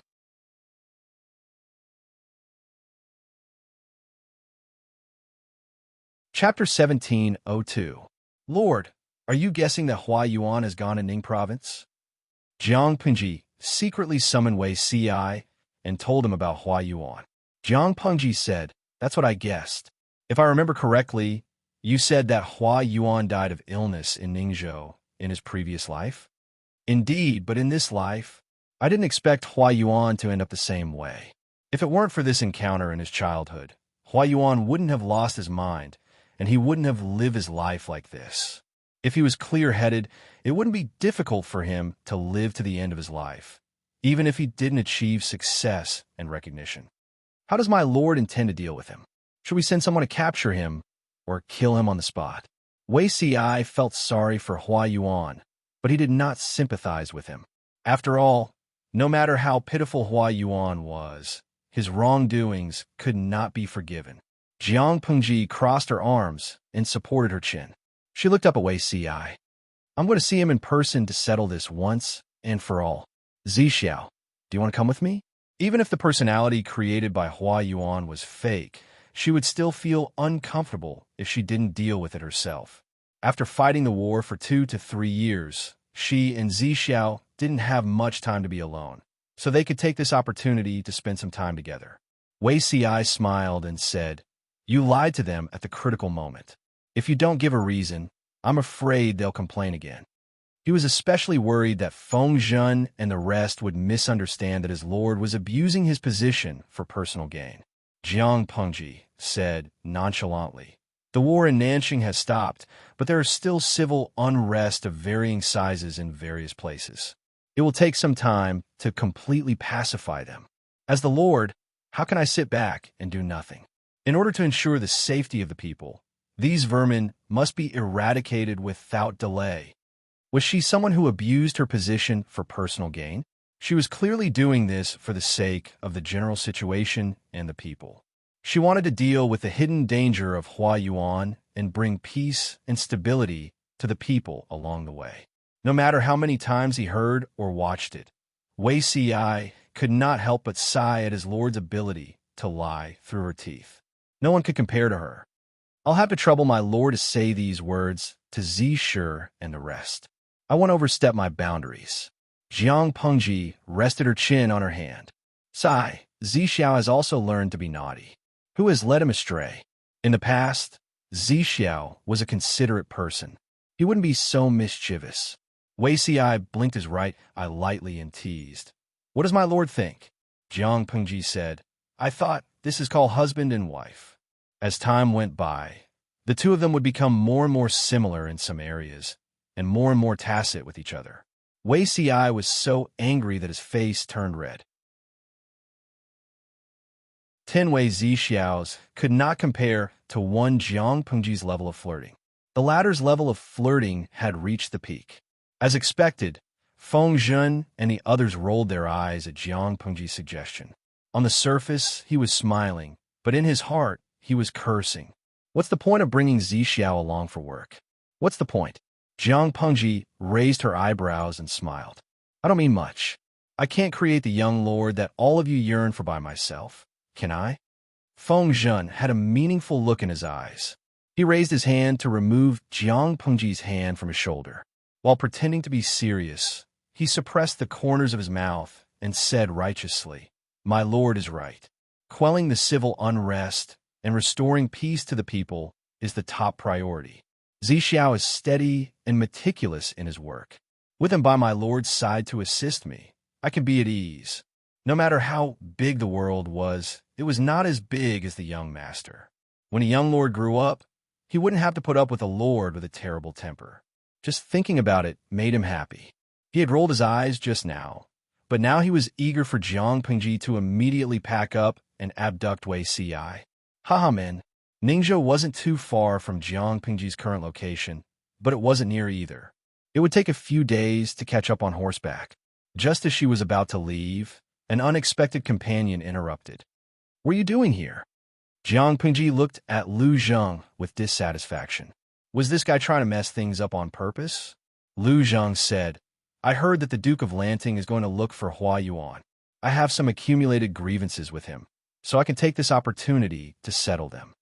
Jiang Pengji was about to refuse, but she didn't expect Wei Xiai to plead for Lu Zheng with his eyes. How infuriating.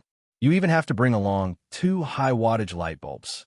Although she was reluctant, she still brought Lu Zheng and his adopted daughter, Kong Shinto. 2 days before the departure, the first batch of names for the conquest was released. The first one was impressively Mi Chu. Mi Chu, one could tell from her name that she was a woman. In fact, she was indeed a woman. The faces of the scholars who lined up behind her darkened. Even if they were roaring in their hearts that there was something shady and unfair, they still acted reservedly and congratulated each other on the surface. It was a harmonious scene. The documents for the conquest were specially sent to the temporary lodgings of the scholars. When the congratulatory sound of the gong spread from the alley to the manor, Mi Chu was standing in the courtyard and looking at the clouds in the distance. The concubine who was holding an umbrella for her to shade her from the sun asked in confusion, "Why is it so noisy outside?" "I don't think it's noisy. Instead, it's very pleasant." Mi Chu said meaningfully, "Tell the kitchen to prepare it." "Madam, we just had lunch a quarter of an hour ago." Mi Chu said. The bamboo stir-fried table was prepared for the master. The concubine was stunned for a moment before she reacted. She immediately smiled and congratulated Mi Chu. On that day, the one who felt the most despair was probably Mi Chu's husband. When the good news of the conquest came, it was as if he heard the sound of a death knell. The words, "My life is over," were circling in his mind. "I won't eat it. I won't eat it even if I die." He would rather kneel to death than eat it. After all, they had been husband and wife for several years. He knew that Mi Chu's personality was the most serious. If she said that she wanted to eat the bamboo, stir-fried table, she would definitely stuff it down his throat. "Master, before the madam remembers it, let's escape first, shall we?" The attendant suggested to his master with a bitter expression. After a while, the madam might forget about it. If we stay here any longer, the madam might come. Of the 36 stratagems, escape was the best. The man hurriedly packed his luggage and escaped with his guards. For a long time, he didn't dare to appear in front of Mi Chu. Mi Chu held a plate of bamboo, stir-fried fungus in one hand. Looking at the messy room, she sneered without saying a word. He really can't be helped. Let him be. After this incident, he should be able to rest for a while. The concubine watched from the side with cold sweat dripping down her back. Once again, she was impressed by her madam's strength. Anyone with half a brain would know that it was impossible to eat the bamboo, stir-fried table. Yet, her master took it seriously. Not only did he take it seriously, he even ran away in fear. The news of Mi Chu being at the top of the list flew out as if it had grown wings. Letting a madam rank above me is a great humiliation. Who was Mi Chu? A madam in the inner chamber. He had studied hard for more than 20 years. How could he be inferior to a madam? There must be a conspiracy behind this. The 21st rank scholar was unhappy. He had a strong and unyielding character. He refused to admit defeat and refused to be conscripted. The onlookers were dumbfounded as they watched the scholar stomp his feet. Then, they watched in bewilderment as the messenger put the document of conscription into his arms and turned to leave. The scholar was speechless. He left just like that? Wasn't he going to ask him to stay? Isn't the Duke of Lanting a woman, too? A spectator whispered. It was not like the scholar didn't know that Jiang Pengji was a woman. If he couldn't stand a woman being ranked above him, why did he run to the assessment?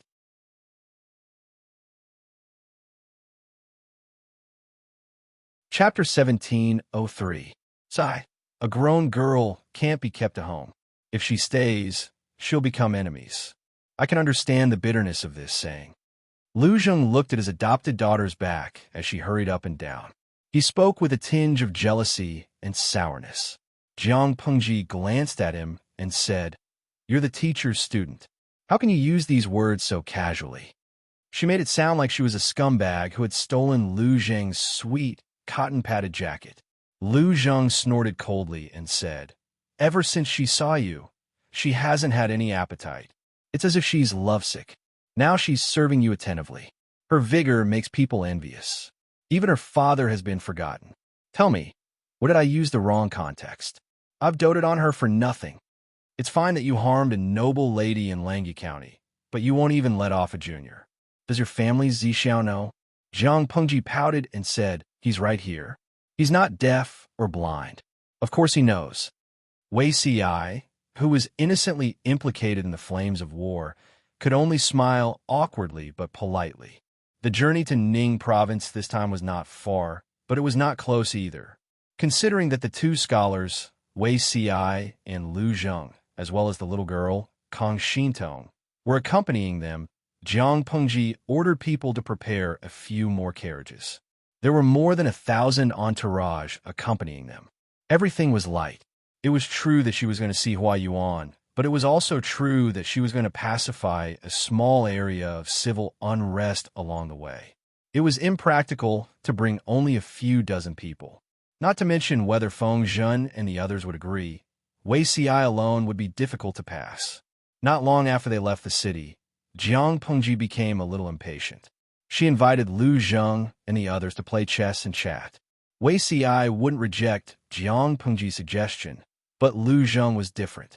He rejected the invitation. It was impossible to play chess. It would never be possible to play chess. If Jiang Pengji pressed him against the chessboard in front of his adopted daughter, would he still have any dignity as a godfather? His mental preparation was ultimately ruined by his adopted daughter's sparkling eyes. Sigh. Daughter, you have the opportunity to be close to your idol, but do you know how your old father will be ravaged? How could he have a chance to turn things around when this couple teamed up to bully him? It was impossible for him to turn over. He could only lie flat on the ground and let himself be rubbed against. Only then could he live.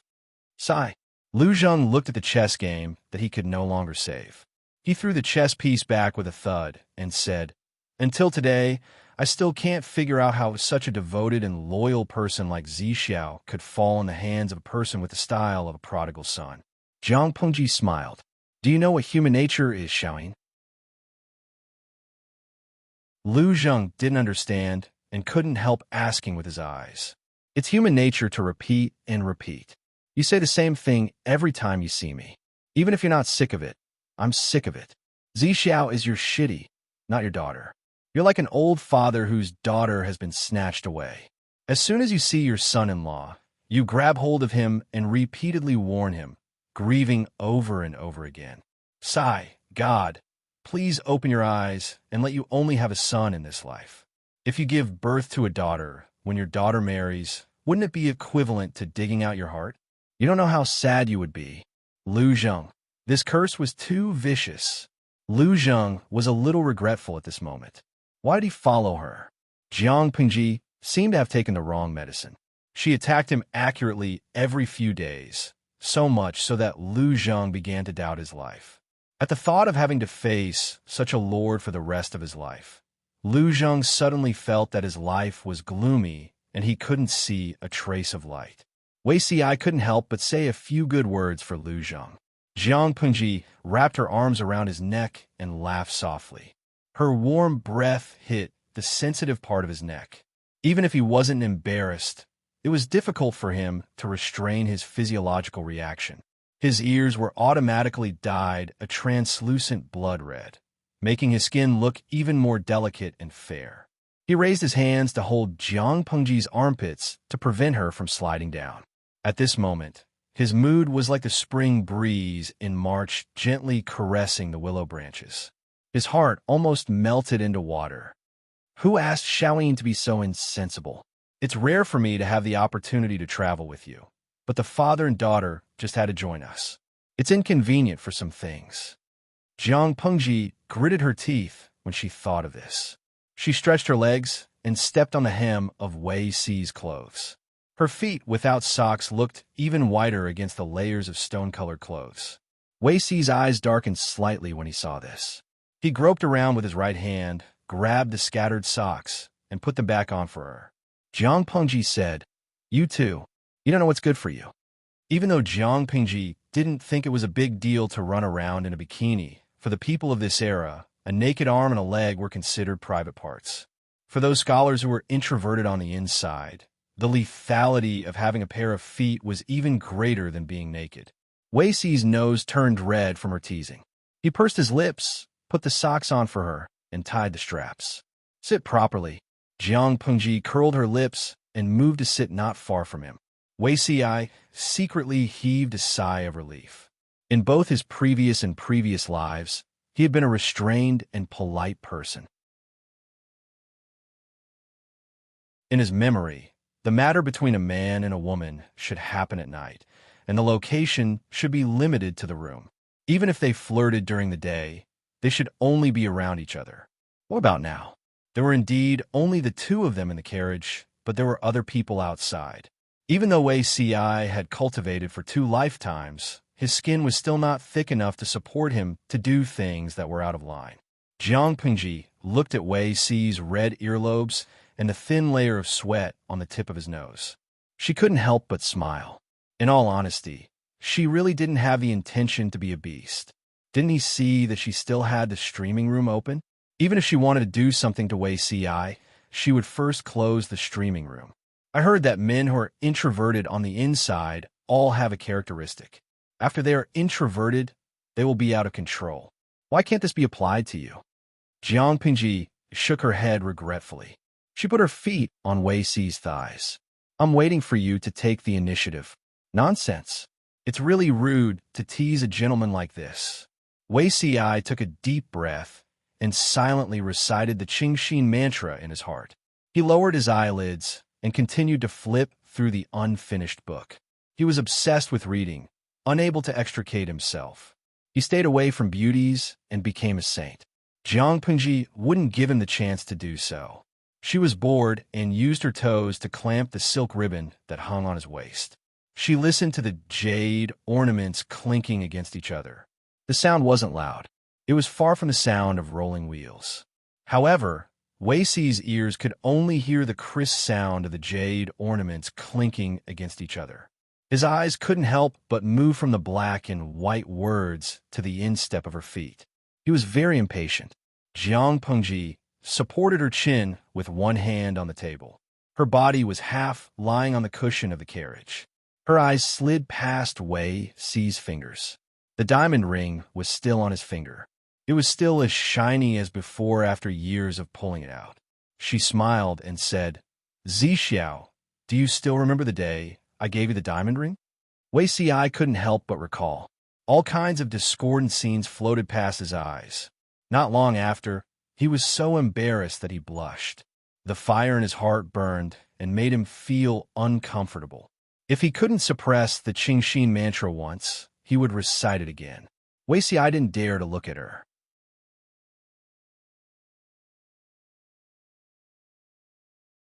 Chapter 1704. GNU Batch. These words played in Wei Si's mind over and over again. His previously calm expression turned into one of embarrassment. Both of them were well aware of what to get. Jiang Pengji could say it openly, but Wei Si, who was a serious person, found it difficult to say it. Nonsense. Wei Si forced himself to calm down and scolded her in an embarrassed voice. It was as if he was afraid that the walls had ears and could hear their private conversation. It's improper to have sex in broad daylight. Be more serious. Don't let others see.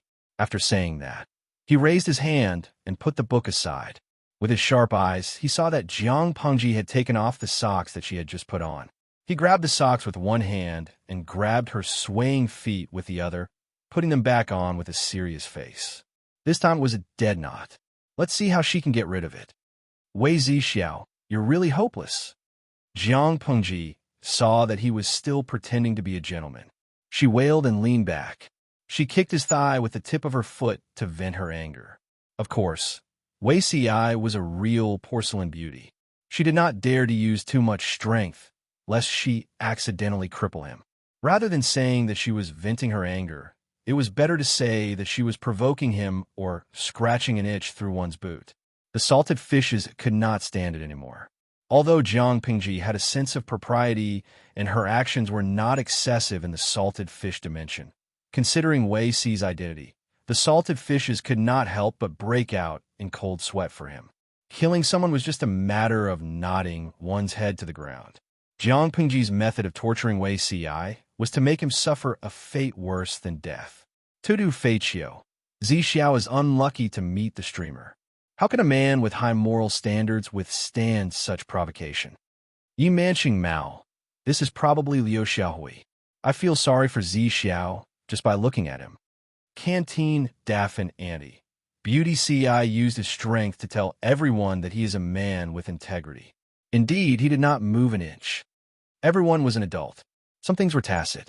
Not to mention that most of the people in the streaming room were experienced drivers. Each one was dirtier than the other. They dared to guarantee, with their integrity, that these idle fishes were definitely looking for traces of the small tent. Juan, staring at the crotch of a cat, not moving at all. Buffed. The ancient gods' attainments in Chinese are indeed beyond our reach. You guys are so dirty that it's scary. The host is so petty and easily jealous. Aren't you afraid that she'll close the live broadcast room out of jealousy? What was a jinx? This was probably a jinx. Just as this salted fish finished speaking, the live stream screen went black. Jiang Pingji used her strength to demonstrate how petty and jealous she was. Those who coveted her were not afraid of being served by the god-slaying sword. After walking for a while, they arrived at a slightly run-down relay station before the sun set. Because of the war, this relay station had been abandoned for almost half a year, but it was still habitable after some cleaning. Jiang Pingji used a clumsy excuse that there was only one room in the post station to let Lu Zheng and Kong Xintong sleep in the carriage, which baffled them. There was only one room in the relay station. Did she come up with such a clumsy excuse with her toes? However, the situation was stronger than he was. Lu Zheng could only swallow 10,000 curses in his heart, not to mention how aggrieved he was. People in ancient times did not have much entertainment. Once the sky turned dark, they would wash up and sleep. The rich could still light a candle and sleep later. Jiang Pingji was not a poor person. Lu Zheng had pledged allegiance to her, so he would not be unable to even light a candle. Thus, he lit a lamp and read for a while. At the same time, he checked on Kong Xintong's learning situation for the day. As a strict godfather, he was very strict with his child's education. After a day's journey, the carriage was also bumpy. Kong Xintong was naturally very tired, but she still forced herself to take the test and prepare for the next day's lessons. After burning 2 oil lamps, Lu Zheng saw that Kong Xintong could not take it anymore, so he sent her back to her carriage to sleep. Lu Zheng was an adult, so he was more energetic than a child. He was not sleepy yet. He wanted to find Wei Ci for a chat, but he realized that Wei Ci was not in his carriage. Lu Zheng, where did Wei Zi Xiao go? He asked a few retainers who were on night watch. Some shook their heads and said they did not know, while others said that Wei Ci had just left. Lu Zheng's first reaction was that something had happened to Wei Ci. Then, he thought of another possibility. He looked in the direction of the relay station, and his face was as colorful as an overturned seasoning plate. Wei Ci was really in trouble. His chastity had been lost. After all, he was an adult. It was normal for him to have time to do interesting things. However, Lu Zheng felt awkward when he thought of their relationship. Unmarried, Lu Lanting is still as shameless as ever. She has even led Zi Xiao astray. That was what he said, but when he thought of the future young lord, he could only pinch his nose and bear with it. When the future young master was able to hold his own, he would immediately kick this unreliable big pig trotter away. Unfortunately, Lu Zheng's plan could not be achieved in a short period of time. In the pitch-black room, one could not see their own fingers. Only the sound of a kitten's panting could be heard. It sounded like there were 2 people. When a moon was in the middle of the sky, the intermittent noises gradually died down. Not long after, a woman's slightly hoarse laughter could be heard. Didn't Zi Xiao say that he dared not overstep his boundaries? Wei Ci's heated brain cooled down, and his rationality returned. As he recalled the previous scene, the temperature of his cheeks soared. Jiang Pingji said, "You are allowed to overstep your boundaries in this matter. After all, it requires 2 people to cooperate. We could do more research." Since she said that, Wei Si could not continue pretending to be deaf and mute. What if outsiders know about this? How can outsiders know about the pleasures of the bedroom? If you're worried about this, then so be it. We might as well cut our hair. One will become a monk, and the other will become a bhikkhuni. We'll cut off our 7 emotions and 6 desires. Since we can't cut off our emotions, we'll be content with our lot and be a secular man and woman. Jiang Pengji said, I feel that I was not restrained just now. I can better understand what the ancestors said about being like a fish in water. How boring is it to be the same?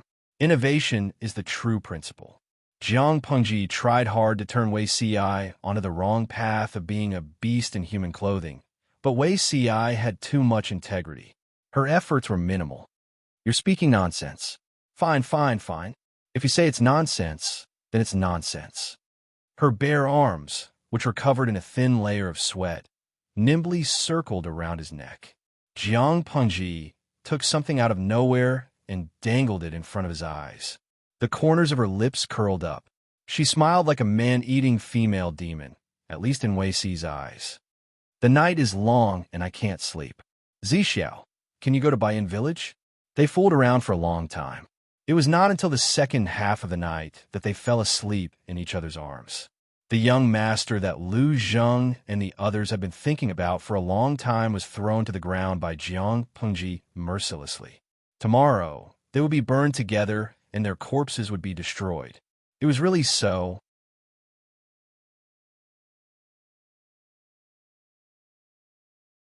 Chapter 1705. Are you scared? Jiang Pengji sat by the stream and washed her hands. She wiped the god-slaying sword and its scabbard, washing away the bloodstains on them. When she lowered her head to wash her hands, she noticed that Lu Zheng's adopted daughter was looking at her. Jiang Pengji smiled and waved at her, calling her over. Kang Xintong seemed to have woken up from a dream. She seemed to have thought of something. She walked forward with a blushing face and bowed respectfully. I'm not scared. Kang Xintong nodded heavily to make sure that she was not scared. Jiang Pengji used her slightly wet hand to stroke the top of her head. Her movement was not heavy, but it felt heavy and powerful. Even through the hair, one could feel the gentleness from her palm. Kang Xintong did not dare to move, but the blush on her face deepened. I'm scared. I saw that your face was whiter than the white clouds in the sky. Fear is not a shameful emotion, not to mention that you're still a child. Jiang Pengji let Kang Xintong sit beside her. The little girl sat on one side reservedly, her eyes darting around. Kang Xintong said, I'm really scared, but Master Lanting is here. I'm not afraid of anything. Jiang Pengji looked at the undisguised adoration and joy in her eyes. She could not help but smile. Well, if Xiaoyi knew, he would be furious. The daughter he raised with so much effort was stolen by me. Jiang Pengji shook off the water on her hands, wiped the water off the god-slaying sword with a handkerchief, and put it back into the scabbard. Kang Xintong said, My adoptive father admires Master Lanting very much. He speaks highly of you in private. Jiang Pengji could not help but laugh. Little girl, Lu Zheng will cry if he hears this. Thinking of the Red Lotus Saint girl that Wei Si mentioned, Jiang Pengji felt that the little girl in front of her was cuter. There were countless possibilities in life. She hoped that Kang Xintong's path would lead to happiness. Master Lanting, Jiang Pengji responded and gestured for Kang Xintong to continue. Kang Xintong took a deep breath and said with a blushing face, Do I have the talent to learn martial arts? Didn't you learn literature from your adoptive father? I heard him mention that you seem to have a grand ambition to compete with the world scholars. One can't multitask. No matter how talented you are, you might not be able to achieve your goal if you share some of it with other areas. Kang Xintong said, This servant can sleep 2 hours less every day. Nonsense. You're still growing at such a young age. If you sleep less than 2 hours, you won't be able to grow taller. Kang Xintong lowered her head dejectedly and stared at the wooden clogs on her feet. Why do I learn martial arts? Jiang Pengji was more patient with her children, and Kang Xintong was no exception. I'm afraid that even a divine general can't compare to your heroic bearing just now. I'm very pleased. The passionate confession did not have a trace of the muddy color of the adult world. It was pure and passionate. Without waiting for Jiang Pengji to react, Salted Fish in the streaming room started jeering. Gu Eikai Guo Fengxiyo. In this live streaming room that sells dog meat, you can watch any of your cute scenes except for the harem fights. Whether it was the gay love between two men, the passion between a man and a woman, or the love between a woman and a woman, there were many kinds of explosive news, and you could choose from them. It's not that I want to criticize you, but can you control your hormones? Don't mess with children. The Lord of Destiny, I don't believe that this is a proper streaming room anymore. And the host is even more so not a proper host, Xiaoshuo Wushuang, spending all my money to buy a new batch of CP shares. Even though it's bound to be a loss, I won't regret it. Jiang Pengji laughed and said, just because of this reason, even though her goal was Hua Yuan, it was also true that she wanted to eradicate the civil unrest along the way. Nanxing was a vast territory. Jiang Pengji's army had conquered the whole of Nanxing in name, but there were still many places that were uninformed that were occupied by rebels and bandits. The local people were being bullied. She had just defeated a group of more than 1,000 rebels. The rebels were a group of unorganized and undisciplined mobs, so she got rid of them quickly and easily. However, there was not much difference in the number of people on both sides, so a wave of bandits rushed in.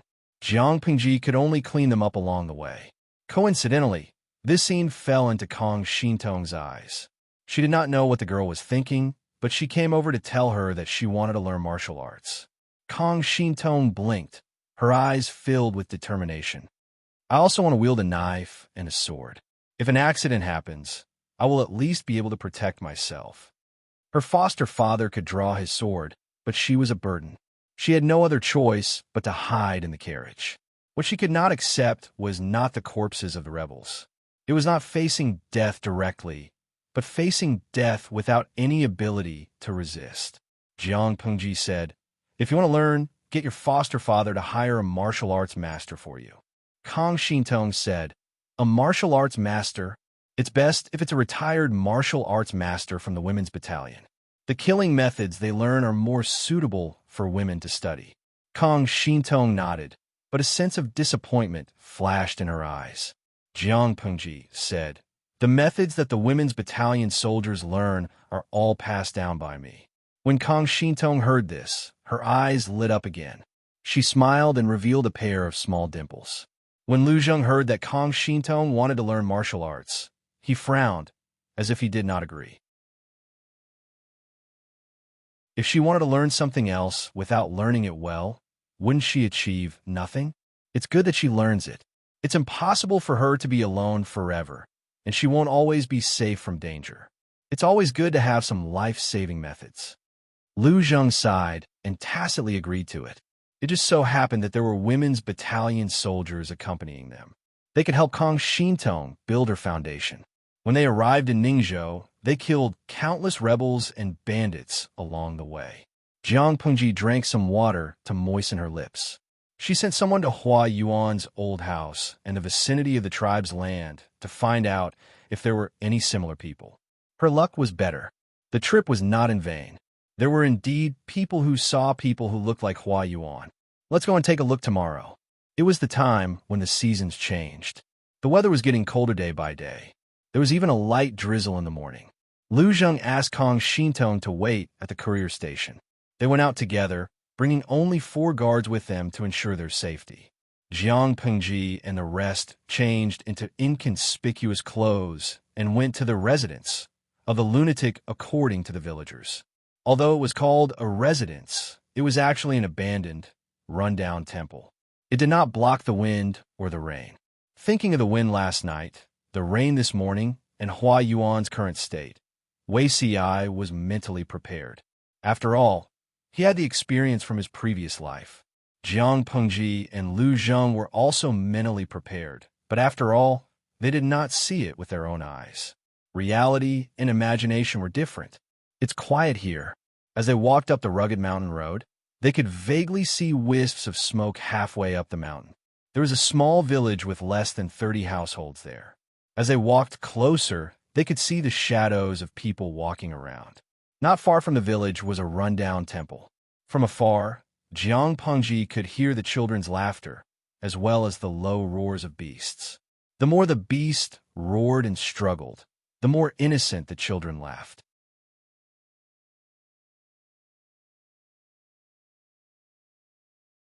Chapter 1706. Jia, Jia, let's go. You've ridden enough. Now, with my turn, why isn't this lunatic walking anymore? I won't give you anything to eat if you don't. Crawl. As they got closer, even Wei Ci and the other commoners could hear the commotion in the dilapidated temple. A few children seemed to be arguing about something. Salted fish in the streaming room had a vague feeling that a storm was brewing.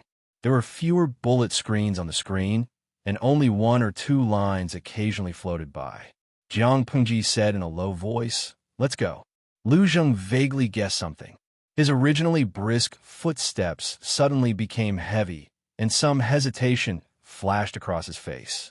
As they got closer to the dilapidated temple, everyone could see what was happening through the cracked walls of the temple.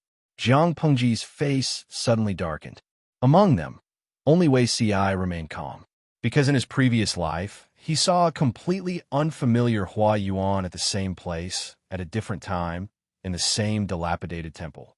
When he found Hua Yuan in his previous life, he was completely crazy. The children in the nearby villages teased him and rode him like a beast. If they were happy, they would tease him. If they were unhappy, they would hit him with stones. They played a game of heroes killing ferocious beasts. The children played the heroes, and Hua Yuan was the ferocious beast that they killed.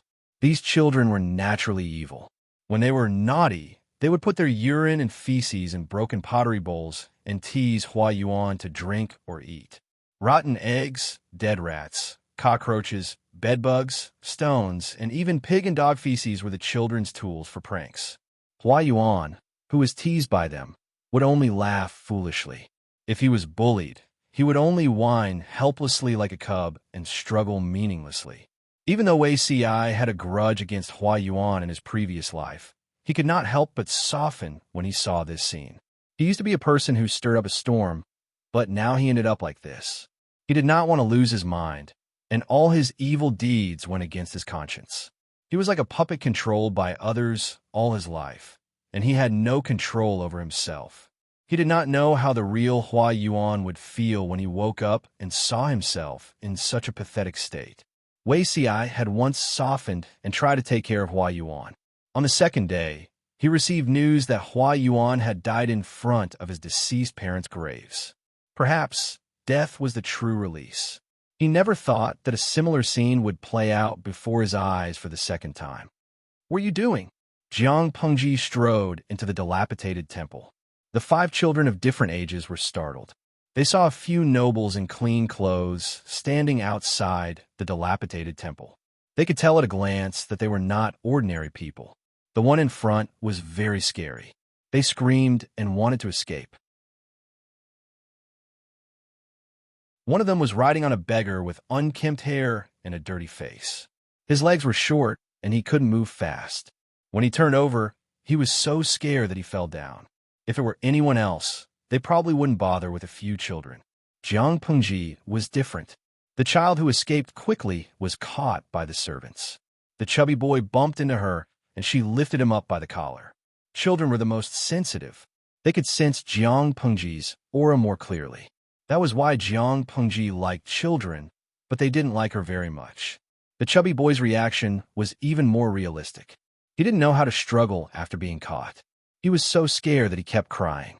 2 streams of tears rolled down his face, and milky white mucus flowed down his dirty nostrils and into his mouth. Lu Zheng's eyelids twitched. He was worried that Jiang Pengji wouldn't control her strength and pinch the children to death. The other children were caught by the servants. One of them was still naked. Judging from his previous actions, he had just peed on the beggar in the dilapidated temple. It was true that Jiang Pengji liked children, but she didn't like the kind that disgusted her. Beat them up and teach them a lesson. If their parents can't teach them well, don't blame others for teaching them. The servants did as they were told, but they controlled their strength. They only beat them until they cried, but they wouldn't hurt their muscles or bones. Their movements alarmed the villagers nearby. One by one, they came over with a hoe, trying to get Jiang Pengji to release the children. Seeing the clothes and the swords hanging on their waists, the villagers were terrified again. Jiang Pengji didn't do anything to the villagers. She just let them take the children back so they could discipline them. If these little bastards were older... Oomph. Jiang Pengji snorted. Her voice wasn't loud, but it was full of killing intent. Hua Yuan felt like he had a long and terrible nightmare. The scenes were intermittent. He could see clearly, but he couldn't control his body. He couldn't wake up. That was until a terrifying aura approached him, and the ice-cold touch made him quiver. His muddled mind suddenly became clear. Hua Yuan's face was blank for a moment. After a while, he looked like he was about to cry, or maybe he couldn't cry anymore. Hua Yuan. An unfamiliar female voice came to his ears. Hua Yuan raised his head and looked. He was in a trance. This person, Master Lanting, even though they had only met once many years ago, Jiang Pengji was a woman with a unique charm. It was hard to forget. Even though they hadn't seen each other for many years, he could still recognize her. Behind Jiang Pengji, Lu Zhang's face was full of disbelief. He didn't expect the dirty, ragged beggar in front of him to be Hua Yuan. His right foot seemed to be broken. The wound on his ankle had been soaked in the muddy puddle of the dilapidated temple and was rotting. Jiang Pengji said yes. Hua Yuan looked a little uneasy. He smiled bitterly and said, "I'm sorry to have let you see such an indecent scene." Jiang Pengji asked, "Have you regained your senses?" Hua Yuan sighed and said, "The illness of insanity will only end when one dies. I'm still clear-minded for a moment, but I might go crazy again after a while." He didn't seem surprised by his situation. His cloudy eyes also became clear. There was relief in his eyes, and some of his former elegance could be seen. "You know why I'm here?" Hua Yuan said calmly. "I can guess a little, but I still have some regrets. I hope you can help me." His wish was not excessive. He just wanted to freshen up by the stream, change into a clean set of clothes, and pay his respects in front of his parents' grave. Jiang Pengji asked the servant to give him an extra set of clothes. After washing up, Hua Yuan was no longer in a sorry state, but he looked more than 10 years older than before. His hair was mostly white. Lu Zhang said to Wei Si in a low voice, "Look at him. He can't even say half a word about the speech he prepared." No matter how much he hated Hua Yuan, he had to admit that Hua Yuan was quite a character. He could stir up trouble not long ago, but now. Wei Si asked him, "Your heart has softened?" Lu Zhang said, "What's the point of being calculative with a lunatic who's always acting crazy? I don't even have the energy to think about it." "Your heart has softened, but he wants to die." Lu Zhang was stunned.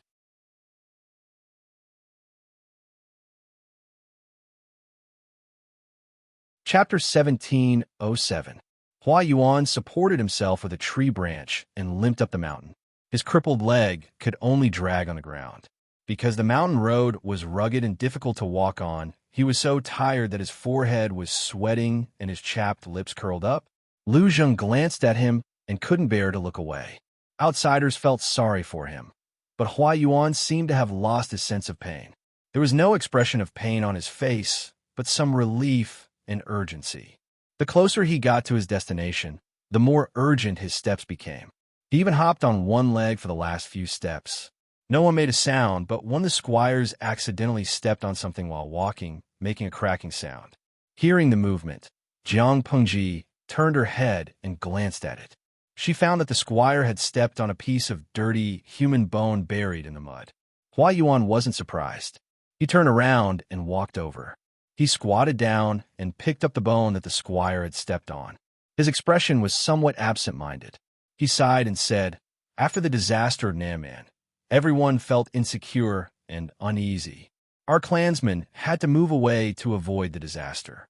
Only a few loyal servants stayed behind to take care of the ancestral house and guard the clan's graves to prevent the people nearby from going up the mountain to dig up the graves." He said it calmly, but the others reacted differently. Lu Zhang looked down, and Jiang Pengji was expressionless. Lu Zheng secretly observed Jiang Pengji from the corner of his eyes. Jiang Pengji had done this many times. There were many gold-rating officers under her command. When she fought within Shui previously, she relied on this method to alleviate the shortage of rations. Because of this, she angered the Nansheng aristocrats in Fen Province and other places. The Nansheng family rebelled and was finally wiped out by her. Yu Wu Fengqi. Haha. Lu Zheng's eyesight is amazing. Lovers Zicheng Xiumei. I really want to stuff the microphone into the streamer's mouth and interview her about her current mood. Rin Kong Hong. There's no need for an interview. I bet on the streamer's integrity. She must be smiling on the outside but cursing in her heart. Jin Tian Jigong. It seems that the streamer has dug up more graves than Boss Chow. Do you know about gold-rating officers? Jiang Pengji was a model worker among the streamers. She had been in the wind and rain for so many years. She was occasionally delayed, but she was never absent. The salted fishes had practically watched her grow from the age of 12 to the present. They had witnessed her development and growth for more than 10 years, so they knew her inside out. When she gave the order to dig up the graves to replenish the military supplies, many of the salted fish expressed their opposition, but most of them chose to remain silent. It wasn't that the salted fish were cold and heartless. It was just that their rationality told them that Jiang Pengji's behavior was not wrong in the context of her era. As spectators, all they could do was send bullet screens to watch the show. They could not control Jiang Pengji's life. Things had changed with the passage of time. Now that this matter was brought up again, the salted fishes could only laugh and laugh. Hua Yuan didn't seem to notice the awkwardness in the atmosphere. He continued to speak in a hoarse voice. There are a few villages on the mountain and at the foot of the mountain. In the villages, there are often hooligans who don't work in production but do some shady business. They sneak up the mountain to dig robbers' holes and steal the funerary items from the tombs to sell.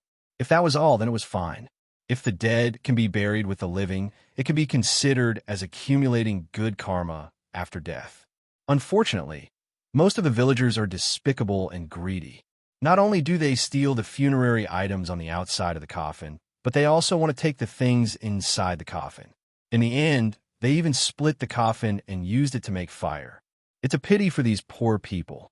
They were famous for a time when they were alive, but they died without a burial place.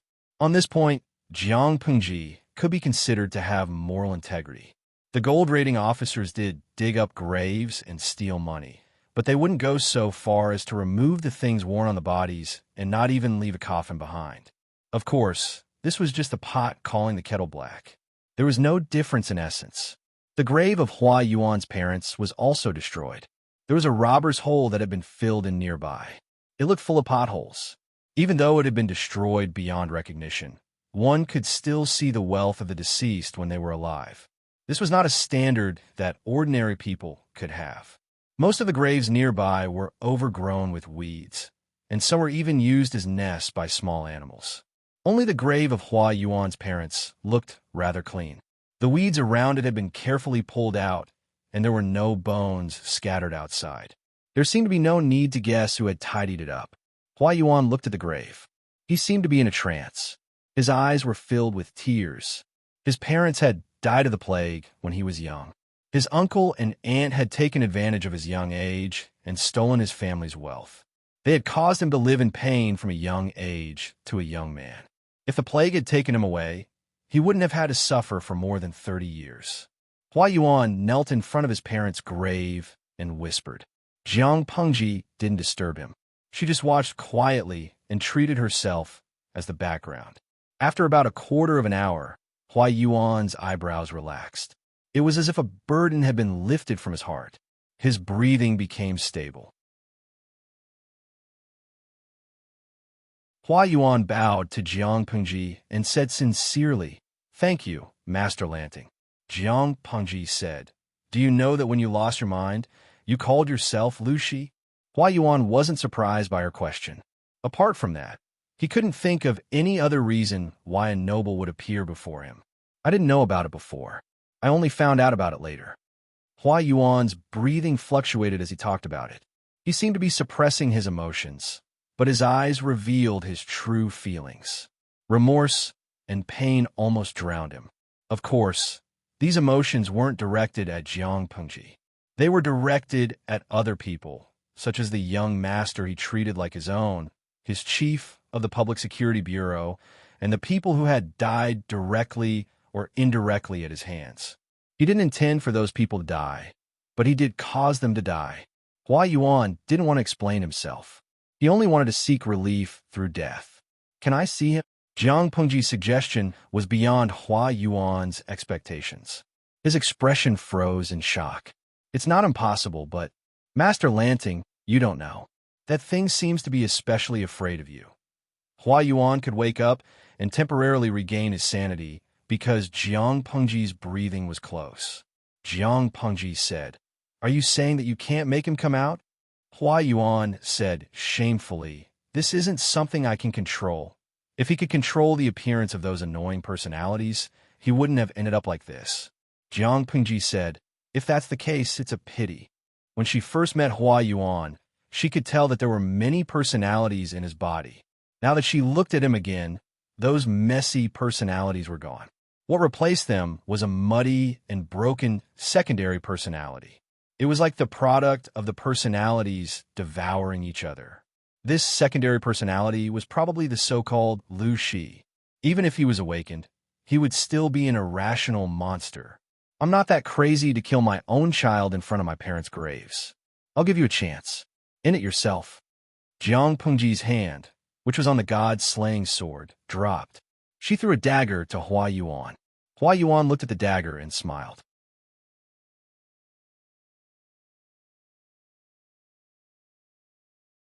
Chapter 1708.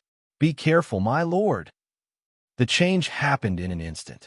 Just as Jiang Pengji turned around, Hua Yuan, who had picked up the dagger, suddenly had a ferocious look on his face. He held the dagger in his hand and was about to stab Jiang Pengji in the back. Wei Xiai and the rest were a little further away and could not rush to escort the emperor at this distance. They could only shout out a warning. The idle audience sitting in front of the screen was scared out of their wits.